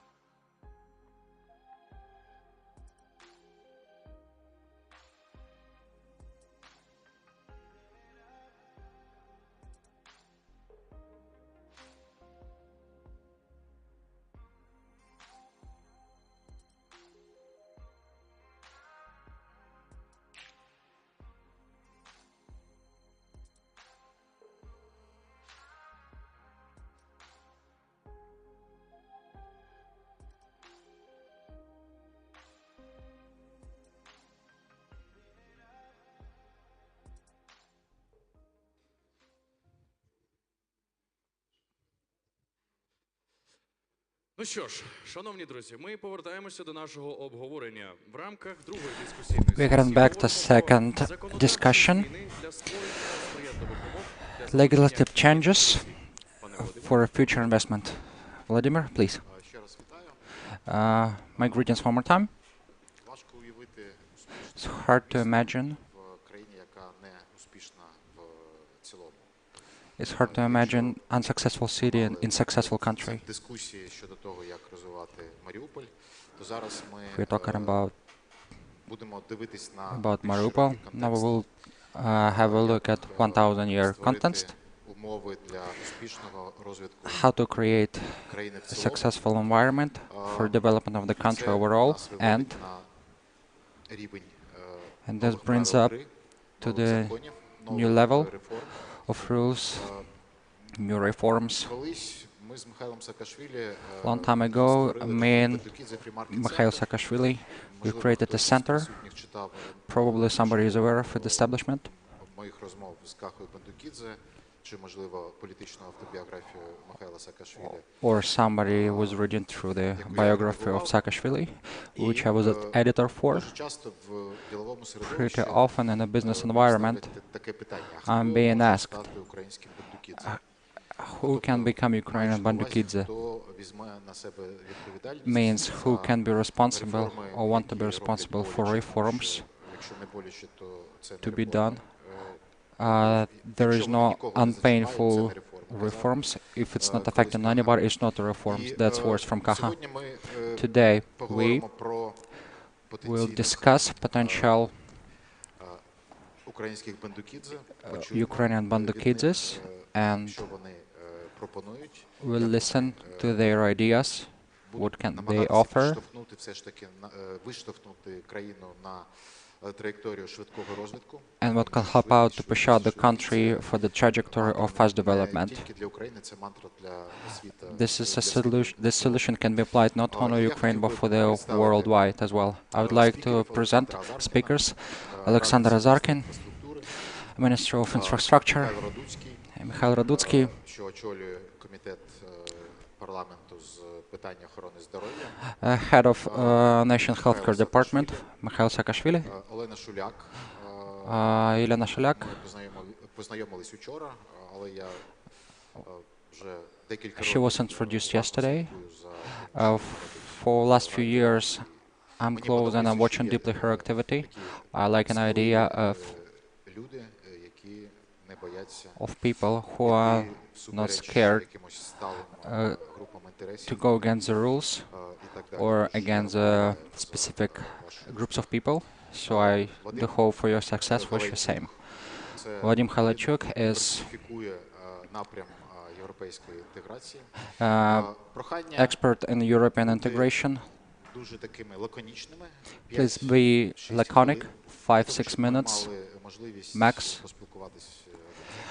to give a chance to Михайло talk to everybody. буде останнім спікером, а так давайте. Mikhail is going to be the last one in the session. Це класно, Михайло Николозович, скажімо так. Mikhail Nikolazovich, let's say. Олександр. Thank you. My name is Alexandra Zarkina. I'm Ministry of Infrastructure and Автодор team leader. Such a project team that's been financed by US delegation. This architecture of the reform was created after Maidan, when our Western partners were aware that we need some support in order to organize the reforms that were followed after Maidan, followed up according to US association. I was happy to work at the Ukrdor team. I will tell a few stories of success that we reached, and I will show some reforms and some other directions that we need to follow to. So, there is a big building program. It's very important for the country, talking in a reformator's word, first of all, in political way, because such a project has a leader and responsibility, and he's trying to combine different directions and approaches that has a common aim, fundamental and critical things. Right now we do have a map that shows development of infrastructure, specifically roads, 3,000 kilometers to be completed until end of the 2024. We are on it. The half of big building is actually little victories that first would be hard to see, but they happen in small chambers and small establishments, etc. Without those all little details, the whole progress and success wouldn't be possible. We do understand when it's talking about accumulation of governmental resources, many members to be involved. Sometimes you have to follow a fundamental way in order to reach little changes. Following such a frame, the cluster approach can be applied. You can have a look at some slides. This slide is regarding the planning and the vision of the regions in future we are speaking about. If we have started the project that were funded by our partners, and first it was not political ideas, but systematical changes to which were determined by a World Bank, specifically regarding the condition of the road.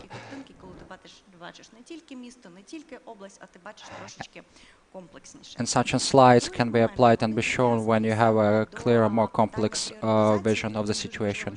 A second thing I would like to mention is privatization. Probably some people in Georgia were practicing such a things when we're talking about social changes. Touristical aspect is very important. At the moment, it's more manual way. When it's about the whole touristical route to be created and offered, not just small patterns or specific road.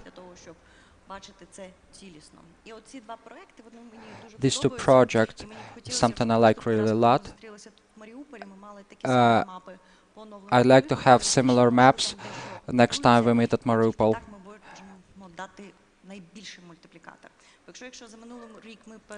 According to the results of the last year, big building gave 2.2% for the overall progress. Otherwise, it can reach up to 6%. This is regarding development. During 2021-2022, the project of renewing of regional routes were applied. because the traffic at these routes matters. However, social functions shouldn't be forgotten as well and to be taken care of.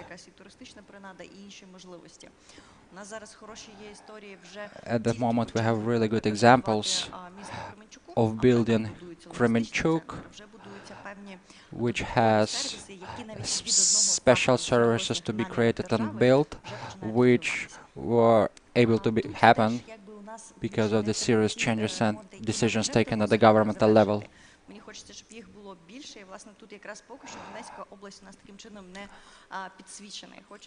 You can see the Donetsk region to be highlighted completely.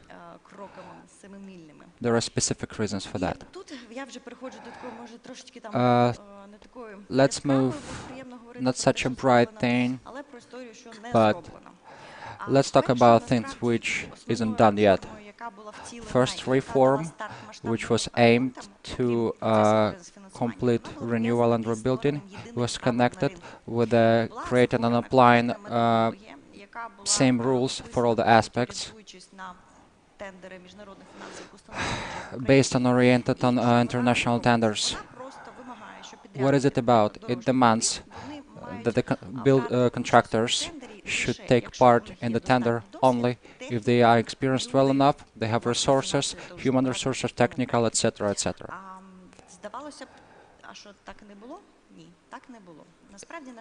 Was it this way? It wasn't, unfortunately, no.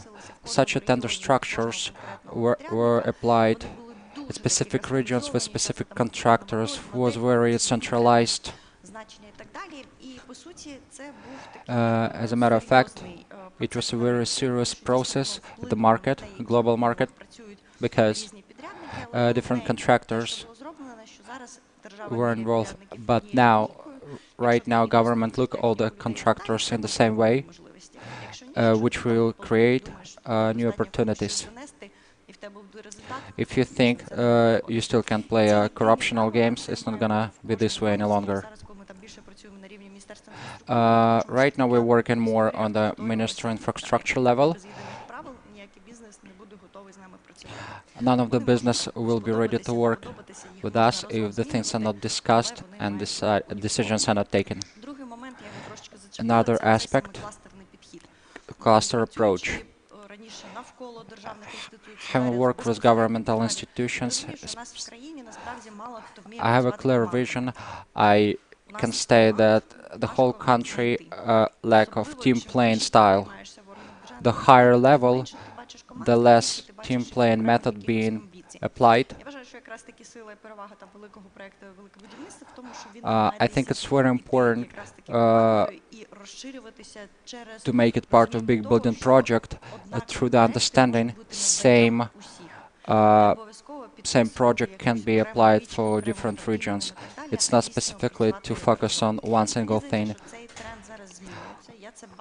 I think this trend is being changed right now. I can state that 100%. However,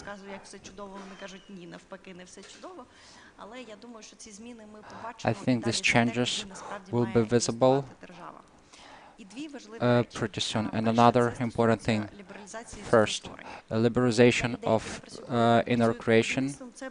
People who don't work in a constructing industry are not aware. Imagine if it's about route and roads renewal.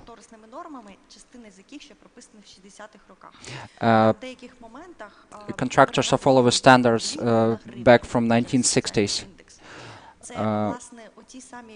which are not pretty acceptable nowadays.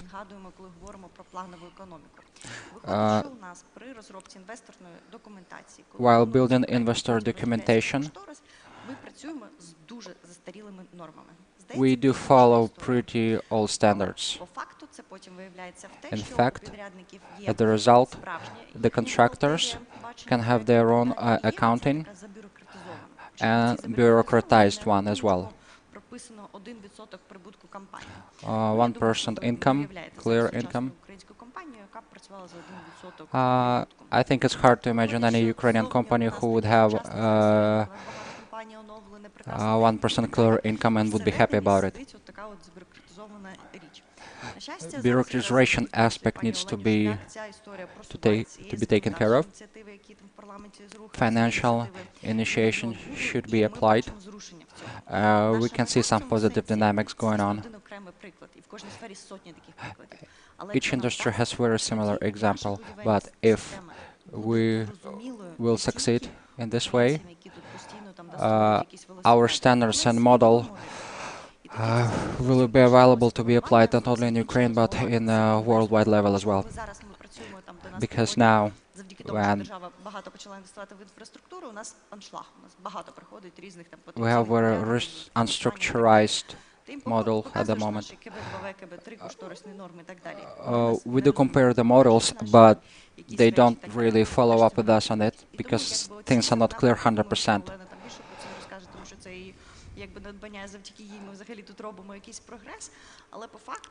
In fact,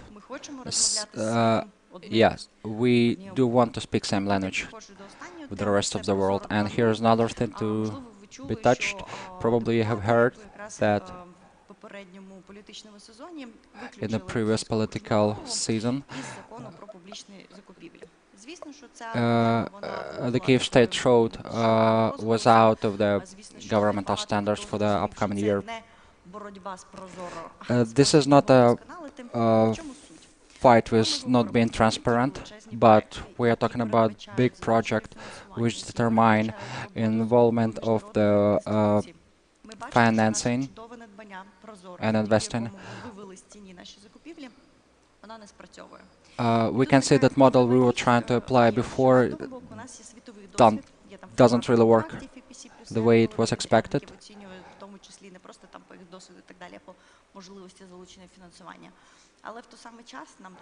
In the meantime, we need to improve on the same thing. What I can tell you, after Maidan period, I could understand that we were doing a really important job, which required basic changes. Right now we do exist in such an emotional state when we do have a feeling that when we try to create something new and right now it's being destroyed. I know we can do it better, but for this reason we have to create a wide discussion and some mistakes to be fixed,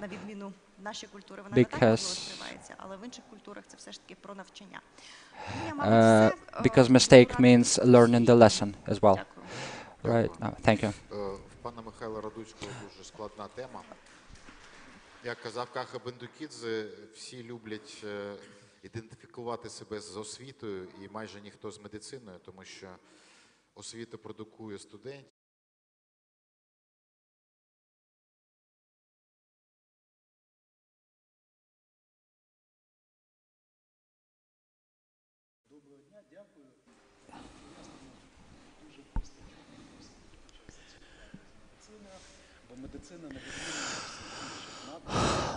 The medical sphere concerns everyone, and thanks to that fact, not everybody likes it.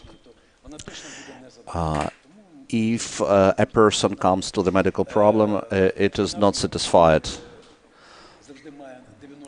The medical sphere is the sphere that has 90% of problems and 90% of critics and only 10% of gratitude. It is the same situation with the roads. We can renovate them, but we will have the small gaps and so on and so forth.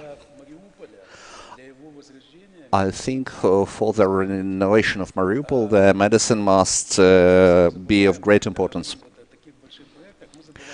When we are speaking about great projects, we forget about that.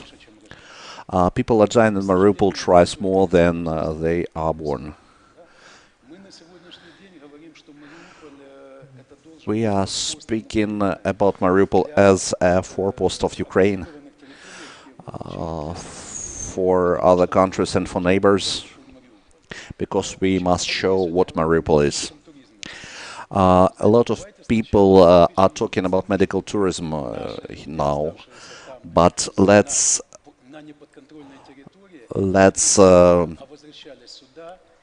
improve our medical level for that people who are on the uncontrolled areas to turn them back.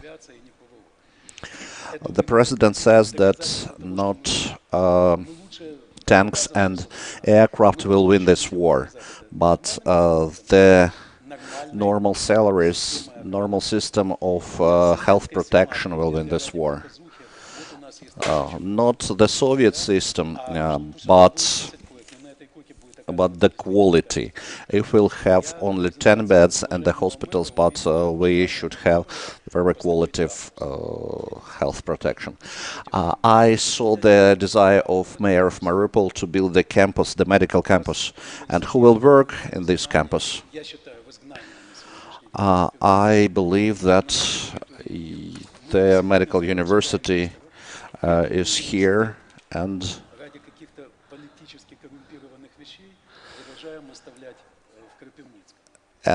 we save the university for the political sakes in Kropyvnytsky, but we are speaking about Mariupol that has about 3,000 of places where medical workers are working.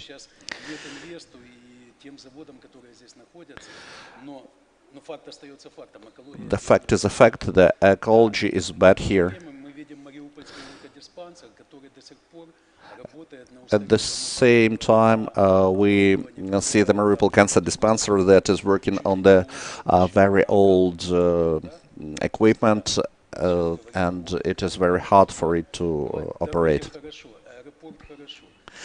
The roads are good and airport is good, but without the population, there is no need in airport and roads. We cannot hope that the government will help in everything. None country in the world hopes for the government to help them. We see the modern state not only of medicine but of other spheres, and we can say that the government is not the best manager, and everyone will agree with me. That's why we are afraid of taking investors here, and we are afraid of taking concessions here. And some of us are not interested in the results. In 2019, our council has accepted all the changes in the law about concessions. And the port of Kherson was given to concession according to that law. But there is one problem. For the medicine, this law is not ideal. That's why I'm grateful to Mikhail, because we have a new edition of this law that will speak about medicine.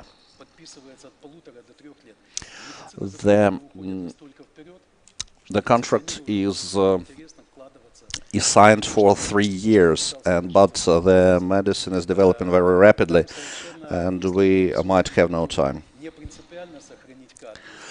In the port of Kherson, it is not principle to preserve the workers, because port workers is not very popular profession and is not a difficult profession for education. But the profession of a doctor, it is very difficult to find a doctor if we did not prepare it beforehand.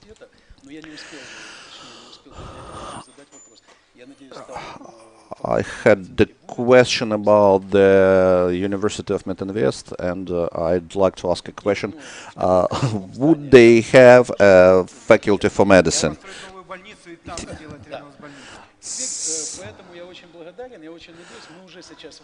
I'm grateful and I hope that that concessions in medicine will work, and people who are living in the old world and are thinking about all values,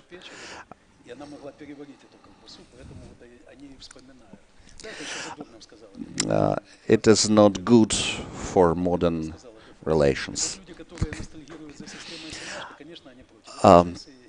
We have some people that have a nostalgia for that Soviet system, for the old system, and they do not understand that even the richest country will not believe in such fast changes.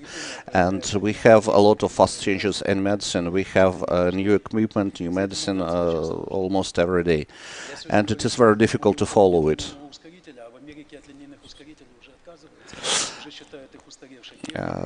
We have a lot of modern equipment in Mariupol, but we do not have such modern equipment as in America.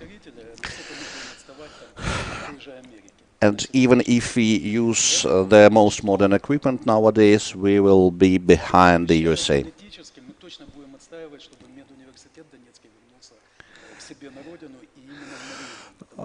We want the Mariupol Medical University to be in Mariupol because geographically, Mariupol, I do not want to offend the city of Kramatorsk, but technically and logistically, Mariupol is the right city for the university.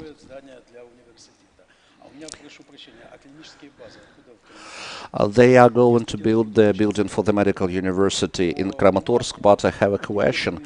What bases do they have there? Mariupol already has the medical bases here, but they do not have campus, but they will do it. Why there is a very high level of medicine of Georgia, and they do not try to put the time back?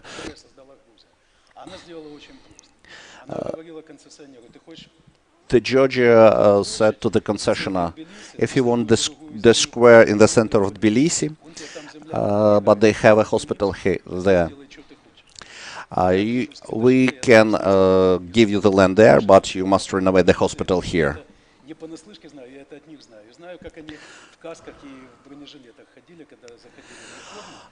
I know the way they've done it because the restriction was very great. Чтобы мы были в графике, вот буквально тремя мазками, да. Just in 3 sentences, what the picture can you see in the case of concession? Right now we offer. Right now, a lot of some funds are in Ukraine. That said to the local governors in the importance of that problems. And I believe that you will have the same attitude to the concessions. Invite those funds here. We will accept the law about that to shorten the way for the concessions.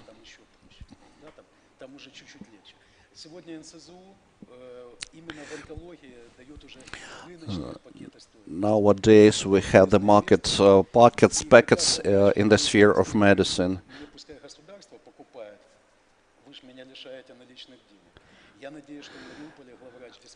I hope that the head doctor of the sponsor in Mariupol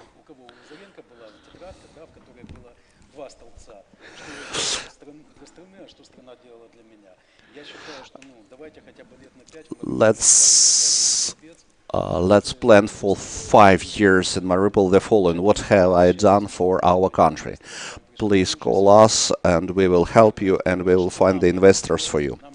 What should we do for that? We should to simplify the concession, and I hope that we will do that. We will make the changes in legislation. We should ask for the Ministry for Health Protection to transparent standards of medical quality service in Ukraine, to pay the real fee for that medical service. Nowadays we have a kind of market, and private hospitals are contesting the governmental ones. And I promise that we'll do everything possible for the medical university to put it back, to put it home. But a lot of depends on the local government.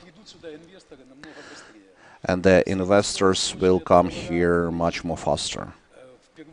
We have accepted the mid-term contracts, and for the first time the Ukraine has accepted the declaration not for the 1 year but for the 4 years, and it is a kind of guarantee to the investors to implement our obligations. And ecology, it's not my topic, but we should do something with that case. If we are coming to your city, we are warned, do not open the window, because sometimes we have orange fumes here. But investors of that plant should think about the ecology.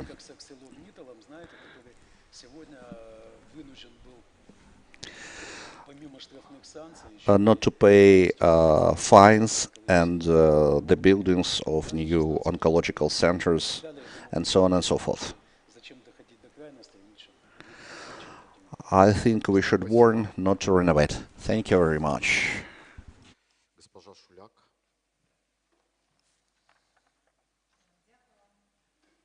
Сьогодні буквально з першого виступу, який відкрив мер пан Бойченко, ми почули слово будівництво, і це слово воно супроводжувало і наступний виступ, і, мабуть, кожний сьогодні з спікерів. So since Vadim Bochenko's speech, the word building and construction were coming across all the other speeches. And as Minister of Infrastructure mentioned, it is closely connected with Mariupol. And it's not only a matter of governmental budget, but also of local budget. And when we're talking about construction, having such a scale, we need to build modern, unique, and transparent structure, and we need new materials.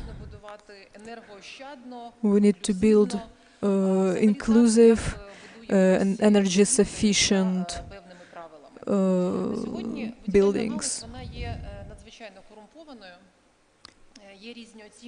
Speaking of the sphere, it's highly corrupted. Building sphere. The Ministry of Transformation made an analysis according to which 5 billion went in corruption. And we all know that the old system of architectural inspectorate built in 2019 made the fair investors bring dollars in envelopes, so to say, and with that you could potentially buy any allowances, and all restrictions could be taken away, and nobody would know what could happen to the old buildings that must be under control. Thankfully, in Mariupol, we don't have such a situation like in Kiev or Odessa. No uncontrolled construction sites. But we still think that in Mariupol it may have happened from time to time.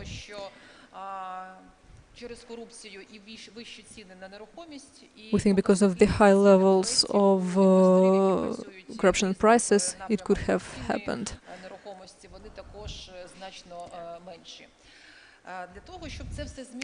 In order to change it, our team, starting with the last year's autumn, especially the regional and parliamentary team, along with Ukravtodor team. It's hard to enumerate all of them, because it's hard work for only one person to do. So lots and lots of experts and people got engaged into the renovating the construction sphere, and I believe that we can show our first results, because on 1st of July 309 voices were gathered for the new law, which is going to change the construction policy. I like how Volodymyr said, when you do the reform, everybody's going to be unsatisfied. First and foremost, the constructors are not satisfied with it because we're breaking their schemes. And now it's hard to build without any documents. The whole governance is not satisfied because we're taking certain functions from them, especially speaking about the given allowance to do anything with the constructions.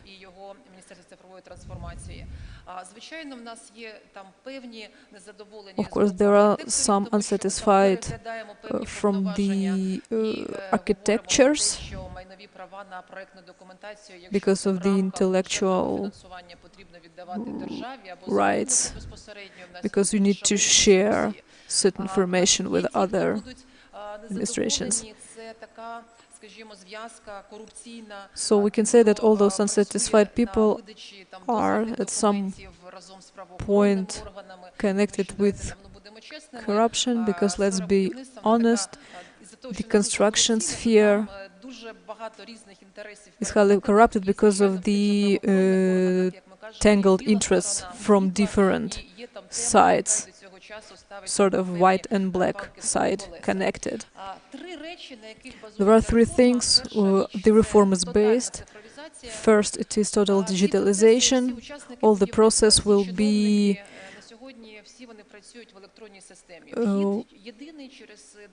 using the digital programs. For example, DIA is working more than a year and a half. There are more than 10,000 users of this application,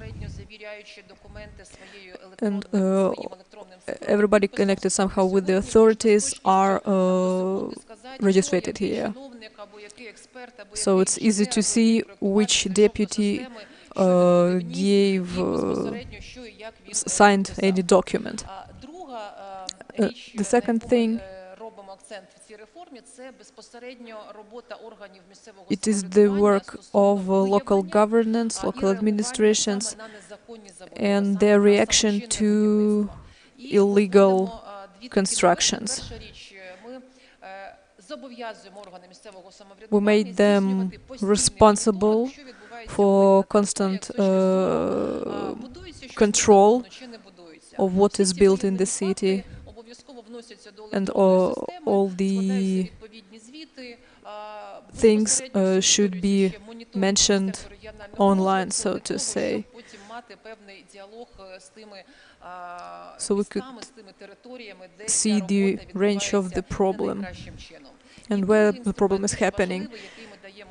Another tool is the opportunity to destroy any illegal construction without any judicial allowance. For example, some processes can be going on for tens of years with all the problems, якби зараз були такі повноваження незаконні забудови зносити органам місцевого самоврядування, то я думаю, були б знайдені And I believe кошти в місцевих with бюджетах the для new того, reform it щоб would be much easier показово to зробити декілька таких випадків, solve для this того, problem and to щоб reduce the number of such забудовникам problematic чесно не було навіть cases. такої можливості і задумуватися про There те, would be even щоб no порушувати such a thought законодавство. in constructors І to третя go дуже against the важлива law. історія – це And підвищення thirdly, відповідальності всіх учасників будівельного it is процесу. the higher level of responsibility, first and foremost the criminal responsibility for illegal constructions. Basically, on the 1st of September, we have signed a new law along with Mikhail Radutsky, where we mentioned such terms as temporary arrest.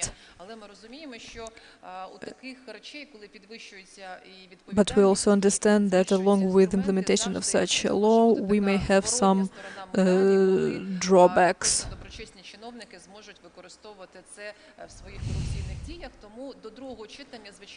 But we wait until the second reading because it's not quite accepted in the first one and we need some changes there. Let's take a look on the slide so you could see how the system, the electronic system is working. So in order to start the construction, the investors need to go through a simple procedure.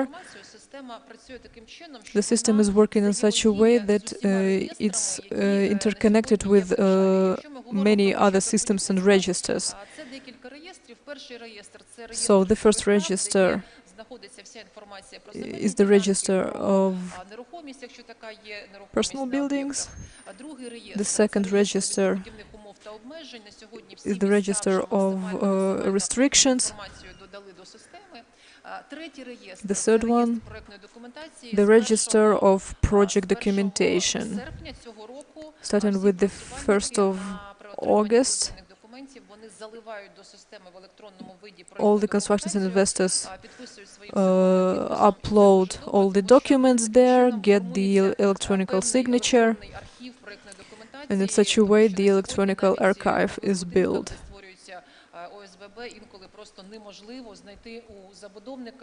Which is very important because later on it is much easier to find all the necessary documents, unlike previous years. Register number 4 is the one connected with the expertise. We write down all the rules, speaking of the land, what is it used for, and what it can be used for. And when you have all these documents from these 4 registers, the program is checking it, and automatically it gives you the right to conduct the construction. And it also makes a special mark. If you have some land arrested, or some conclusions got some negative reviews, especially when it comes to certain demands. So the system can give you a denial because the system sees that not enough information is given. I like the phrase that President said, that the computer won't take any money because the electronic system gives you all the transparency needed, all the denials or acceptance done. We also create a new center, the Inspectorate of Construction, Urban Construction, and we hope that with new people we shall be able to restart all the processes there. And also we want to bring some other new things, especially those connected with uploading new documents connected with construction. The registers, the electronic registers, were created quite recently, and in order for them to be filled with the needed documents, they would be filled with both information and also will be conducting the service function. Oh, I'm sorry, I turned off the slide. Well, we're doing a great job, and to be honest, if not for Mikhailo Saakashvili, we wouldn't be able to do it.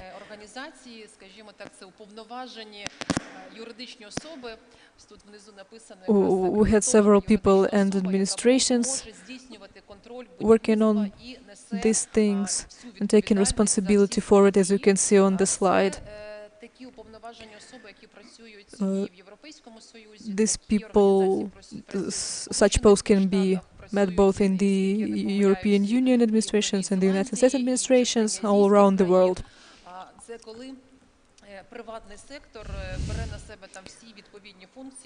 Which is needed when the private sector takes all the responsibility for it, and mostly the technical part. I believe that it is a new thing for Ukraine, but it will be silly not to try.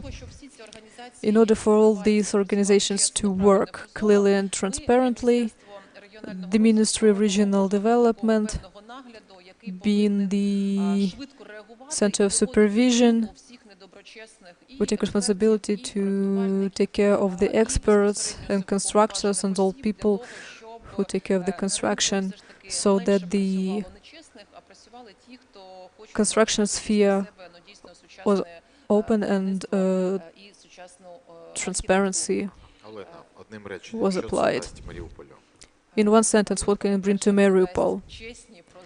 It will bring transparent, united and clear, mostly for the investors who want to bring financing into the infrastructural elements,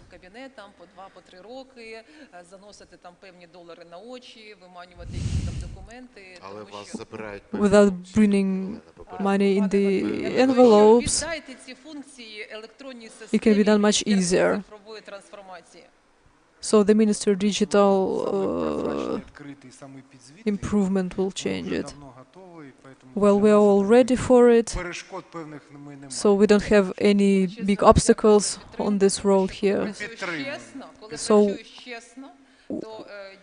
we'll stand for it. That's a great thing to hear, that nothing is an obstacle here. Well, thank you, Vadim Halaichuk.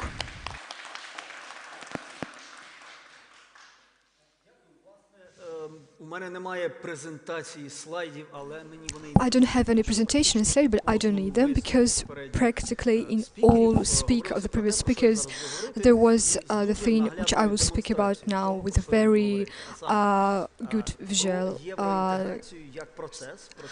So I will speak about Euro integration, about the very important process, as we should understand, is not just fulfillment of our obligations under the agreements, which are very important, and in which Parliament and we, as a member of Parliament, are the main actors when we need to adopt certain legislation and to comply this legislation with the standards of European Union, the part of which we are aspiring to become, according to our constitution. But it is the process of which is more close to citizens, to our cities, and which here in Mariupol developed very good.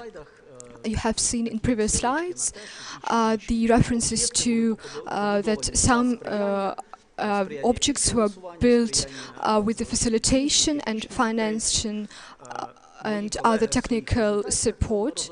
And my colleagues in their presentations have numerously mentioned that those changes which we adopted comply with certain regulations of European Union. When we speak about European integration, we still unfortunately hear that they don't expect us really. So what's the point of speaking about it? It's a mistake because even statistical research of public poll in Ukraine shows that Ukrainians perfectly understand that Euro integration is not just accession to European Union, but which in some time we will achieve. But it goes about reforms and changes inside the country, which should lead to better and higher standard of living. So it's very pleasant that here in the city of Mariupol, in Priazovia, we can see very concrete examples of such changes. I was in Mariupol recently, on the 24th of August, on the Independence Day of Ukraine, and I accompanied 7 members of Parliament of Ukraine, which represented 7 different factions in European Parliament, which came to see with their own eyes what goes on in Mariupol, because there they hear rumors about progressive changes which took place in a small town in the east of Ukraine, where the war is underway, where the mediocre citizen of Europe doesn't really know where it's located. And let's speak that if it's a businessman, middle businessman doesn't really want to invest here, but they came here to demonstrate their support and to see with their own eyes and to be able to tell their colleagues in Europe about what is really going on here in Mariupol, and it is going on a lot of things. We saw these renovated objects of social infrastructure, we saw the support of small and medium business, we saw the active participation in those programs which city develops. And why has it happened here? Because here is there is an understanding of importance of those contacts, of transparency and openness in a dialogue with business and international partners, and there is a demonstration of enough capacity, and there are representatives of business, and I am sure that you had you had contacts with international partners. Not with those who say that come here, I will tell you what to do, but they have the understanding of the mission, of what you want, and it was fortunately demonstrated here in Mariupol, and as a result Mariupol acquired very sufficient support, including financial support. It is quite hard to invest to private business in these terms, and we spoke about them, and here is a big field for cooperation. We hear a lot from our European colleagues that a lot of funds are unused because there is no one to give them. We are not sure about capacity of the local authority of local business to work with these funds, and that there is a transparent system of work with these funds. Here, local authorities demonstrated such capacity, and these investments came here. Today, there is a very interesting process with our partners in European Union. I hold a monography prepared by the results, which is called Strategic Development of Relations with European Partners, and here are different materials, including Metinvests. The world is changing a lot, and during last couple of years we have seen deep changes expecting for business. in terms of what is going on in terms of ecology in the countries of the first world, in the countries of European Union, and in terms of which impact these changes will have on us. Looking at commodity which is traded here, and I think all of you understand what I'm speaking about. It's not just about ecology, it's about business. If we're speaking about exports of metallurgy products, if we not hold required modernization to comply with points of European Union, this carbon tax, which is called now, it will make such exports unrentable. So there are very hard but productive consultations with the European Commission, and at the present time the President Zelensky formed strategy according to which we strive for associated countries such as Ukraine, Moldova, Georgia, which is our geopolitical project, had special status. First of all, in legal terms, because European Union treats us in other terms as countries which don't have agreement on such association. And if we speak about good news, that European bureaucrats agreed with this position, and there are previous news that Ukraine will occupy certain very special place in these negotiations, and thus carbon tax will not affect us, and we will have enough time to prepare for it. How can we prepare for it? This transformation requires time and requires a lot of money. According to calculations of experts, more than 100 billions of euro are required for Ukraine to fulfill those obligations which are required from Ukraine in terms of this cause. Of course, no budget, neither local nor state, can cover those expenditures, so we have big expectations for investments. And as we have said, investments flow there where investors see perspective. And I'm grateful to organizers that we have very effective work with us in committees in Euro Parliament. We have very effective dialogue with business, which makes it possible for us to produce materials where we, with figures, can demonstrate our foreign partners which needs we have, which problems we have, how much does it cost, and the main thing, to show them where there is a motivation it's very interesting to invest in Ukraine. We have huge potential, there are huge natural resources, and it is very prosperous to invest in Ukraine. And as a lot of you have heard,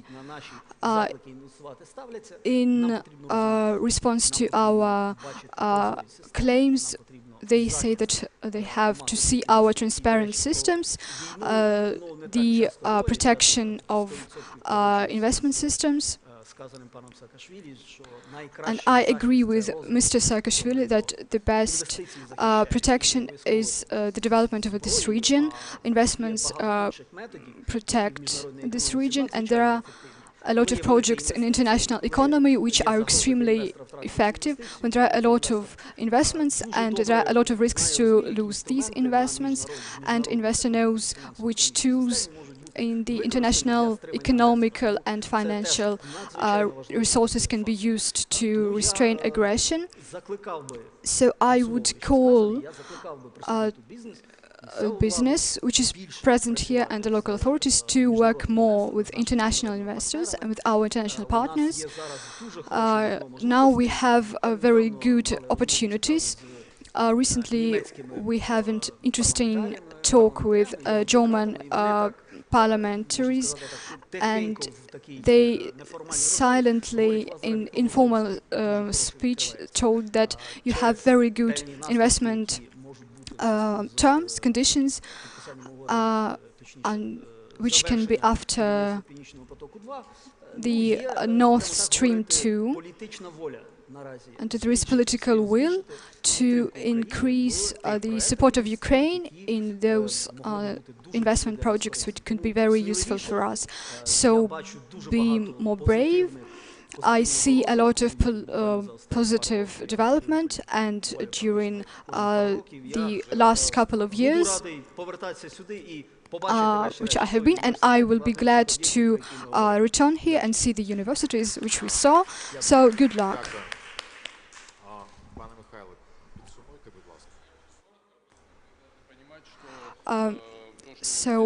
Mr. Michael, let's get a summary.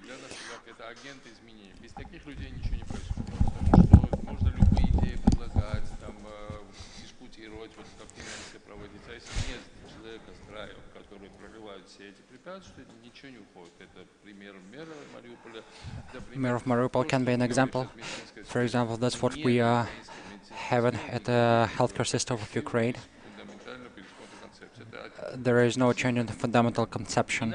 Everybody understand that. Don't take the US as an example. Have a look at the Europe.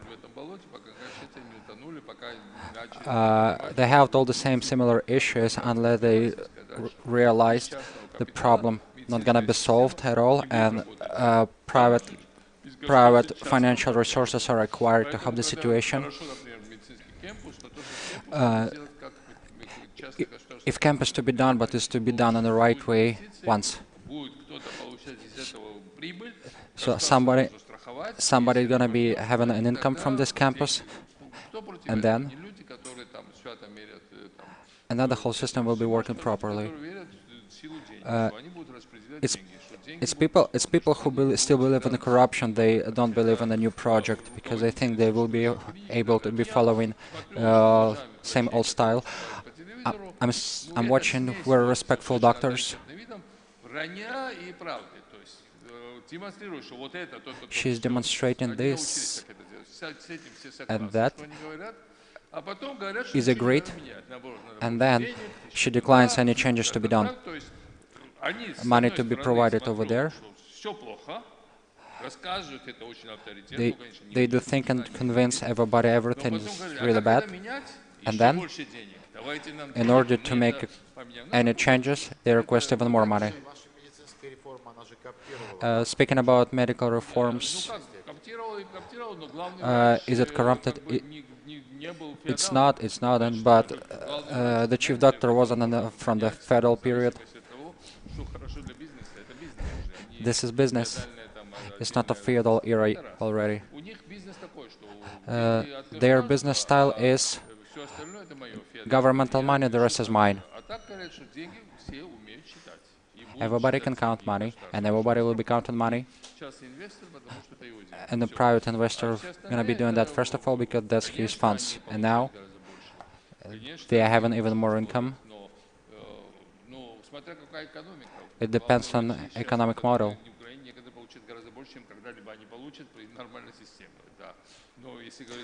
If we're speaking about healthcare system overall, there is no changes. Speaking of Irina Sholak, she will be a part of team who will be taking care of situation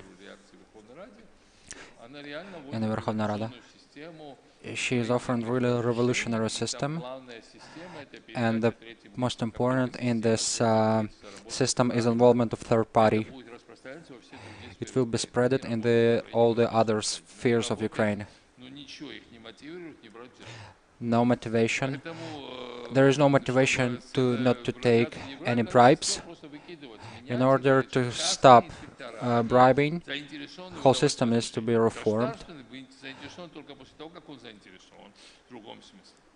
А те, повторяю, получают деньги от того, что они честно выдали эти разрешения, потому что если они не выдадут, то выдадут соседняя улица. If they're not gonna Выдаст. give them money, И then поэтому там they will get it конкуренция как somewhere среди else нотариусов anyway. возникает. Это же элементарный принцип. И во всех сферах надо это внедрять. All the Кстати, spheres Зеленский, у него есть интуиция, он всегда верит, что needs to частная have работа changes, лучше. and this rule needs to be applied. Zelensky have Но really зато good потом у нас vision есть about там it. целый ряд социалистов, The по whole Верховной line Раде, of socialists которые фашистующих were making социалистов, strikes at даже Verkhovna чем Rada, больше зажимать and the контролировать, fascists as well. тем больше The more соответствующих control, систем, тем лучше. Ну, не работает the эта better. система, и вы But зажимаете ее, that's пока, not как how говорится, it у really вас что-то works. не взорвется. Ситуация очень простая. Situation pretty Я simple. хочу, Me, чтобы I президент want Зеленский сделал уже несколько больших Zelensky make Он some сделал good changes. собственно, землю, он останется в истории четко. Он сейчас делает большую приватизацию. He's making really good privatization, Избавиться от больших предприятий. Это исторически. and he wants to get rid of fascist Но establishments. эти две вещи ему не But those принесут two нового. things will not Это и make принесут any ему место в impact истории, on the но за situation это его overall. не выберут на второй срок. But that's not going to be the reason if he is planning to get elected one more time. Средний, маленький бизнес, особенно в больших городах, Small and middle включая Мариуполь, business, кажется, including что Mariupol, президент и новая политическая команда для них что-то сделала. they really think А для and них they сделать need конкретно это убрать to see коррупцию, that поднять верховенство права, governmental party is doing something for them, they're большой taking уровень care of them. справедливости, And верховенство права, и this situation, освободить, corruption is to be отпустить, fought and облегчить. cut off completely, Тогда появится and only Constitution, then потому что, constitution will work.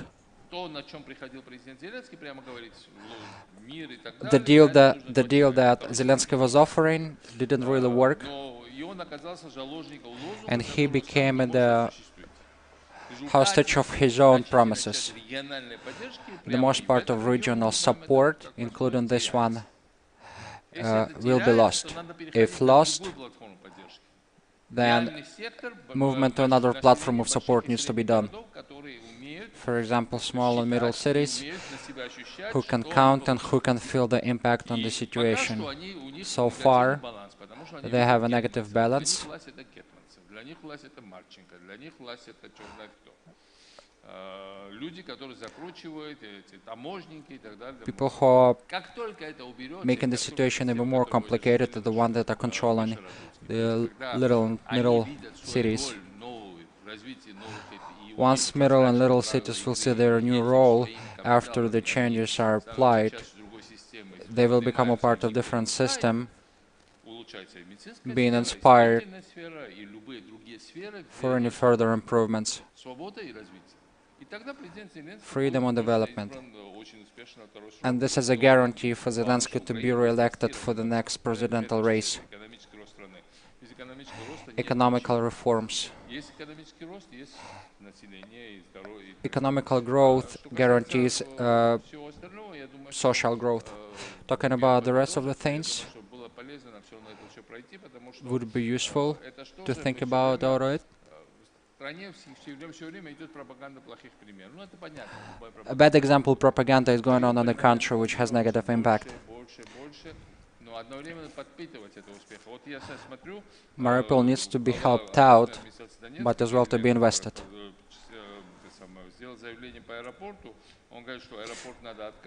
After airport announcement, it was stated airport needs to be opened, but what he says is about airport in Kramatorsk, I don't get his point.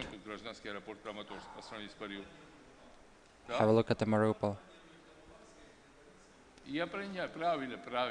That's right, but when we're speaking about Kramatorsk, let's speak Mariupol instead, because for Lugansk and Donetsk region, with all my respect, I don't see even a lesser part of the quick growth and development.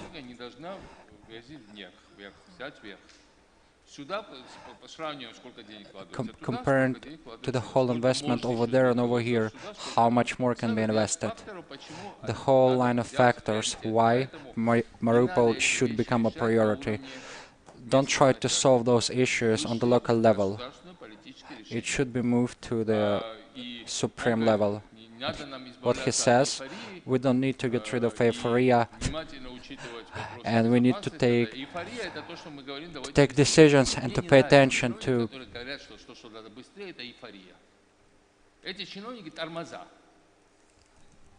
И тормоза надо убирать из двигателя, извините. those governmental members stop the process of development.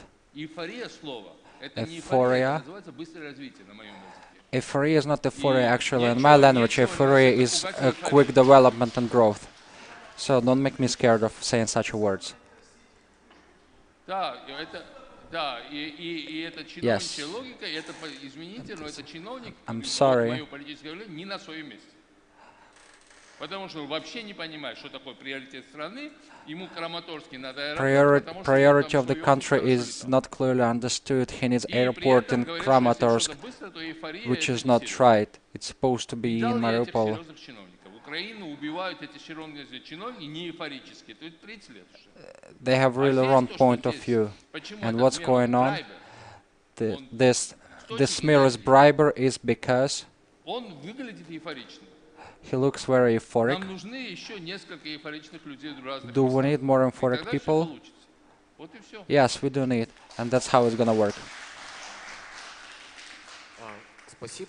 Thank you very much. I would like to remind all the members it's September at the moment. There are going to be more investment forums happen all around the country.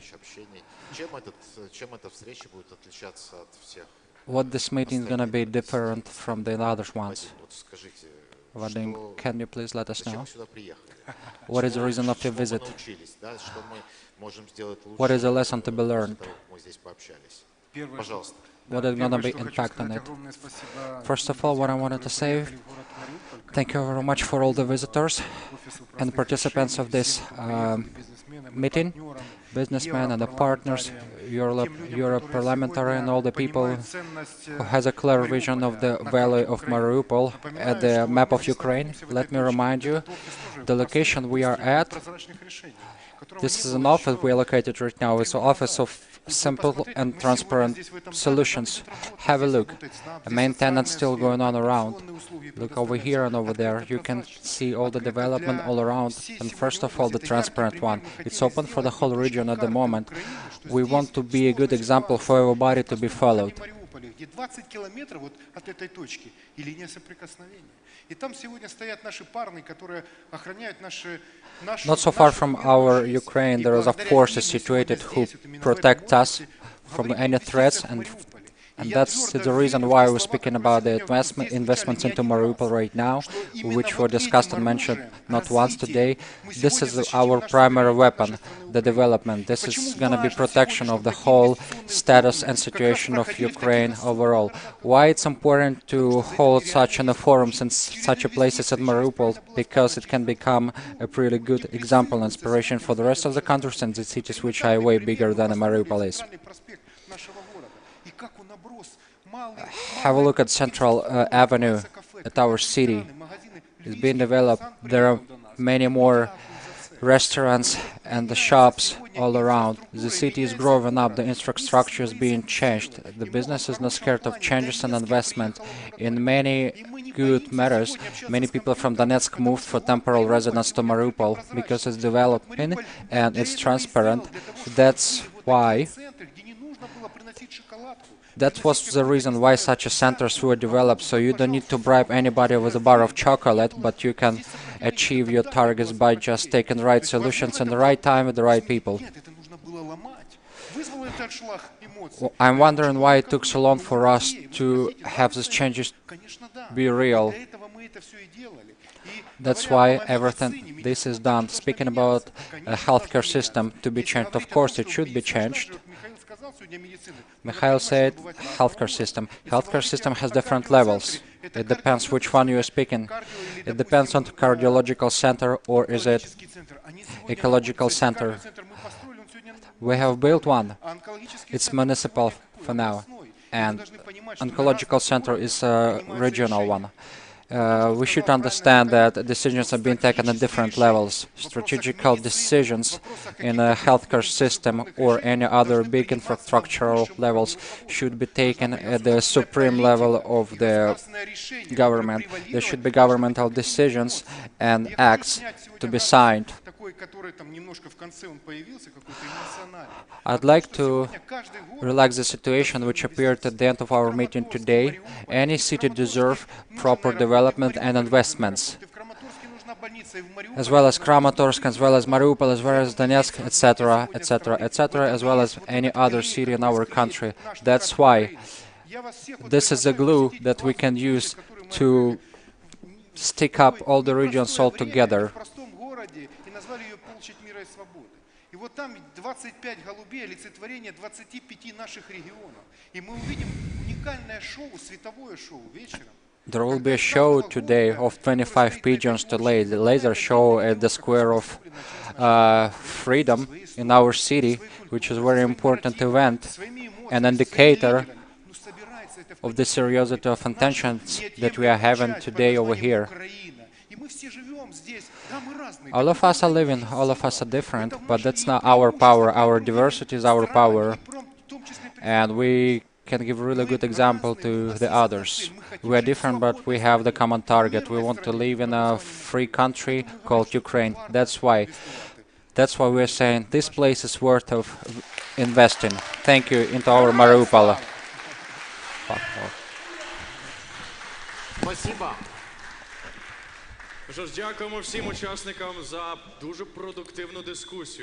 Thank you everybody for a very productive job done. Please take everybody's seat.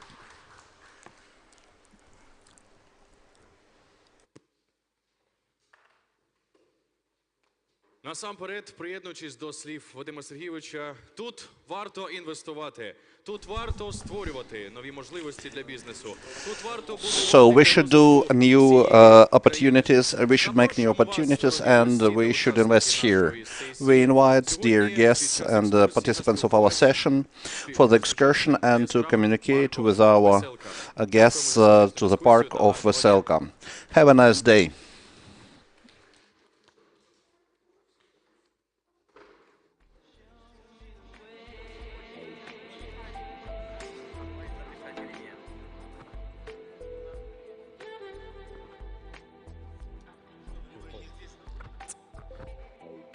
Прошу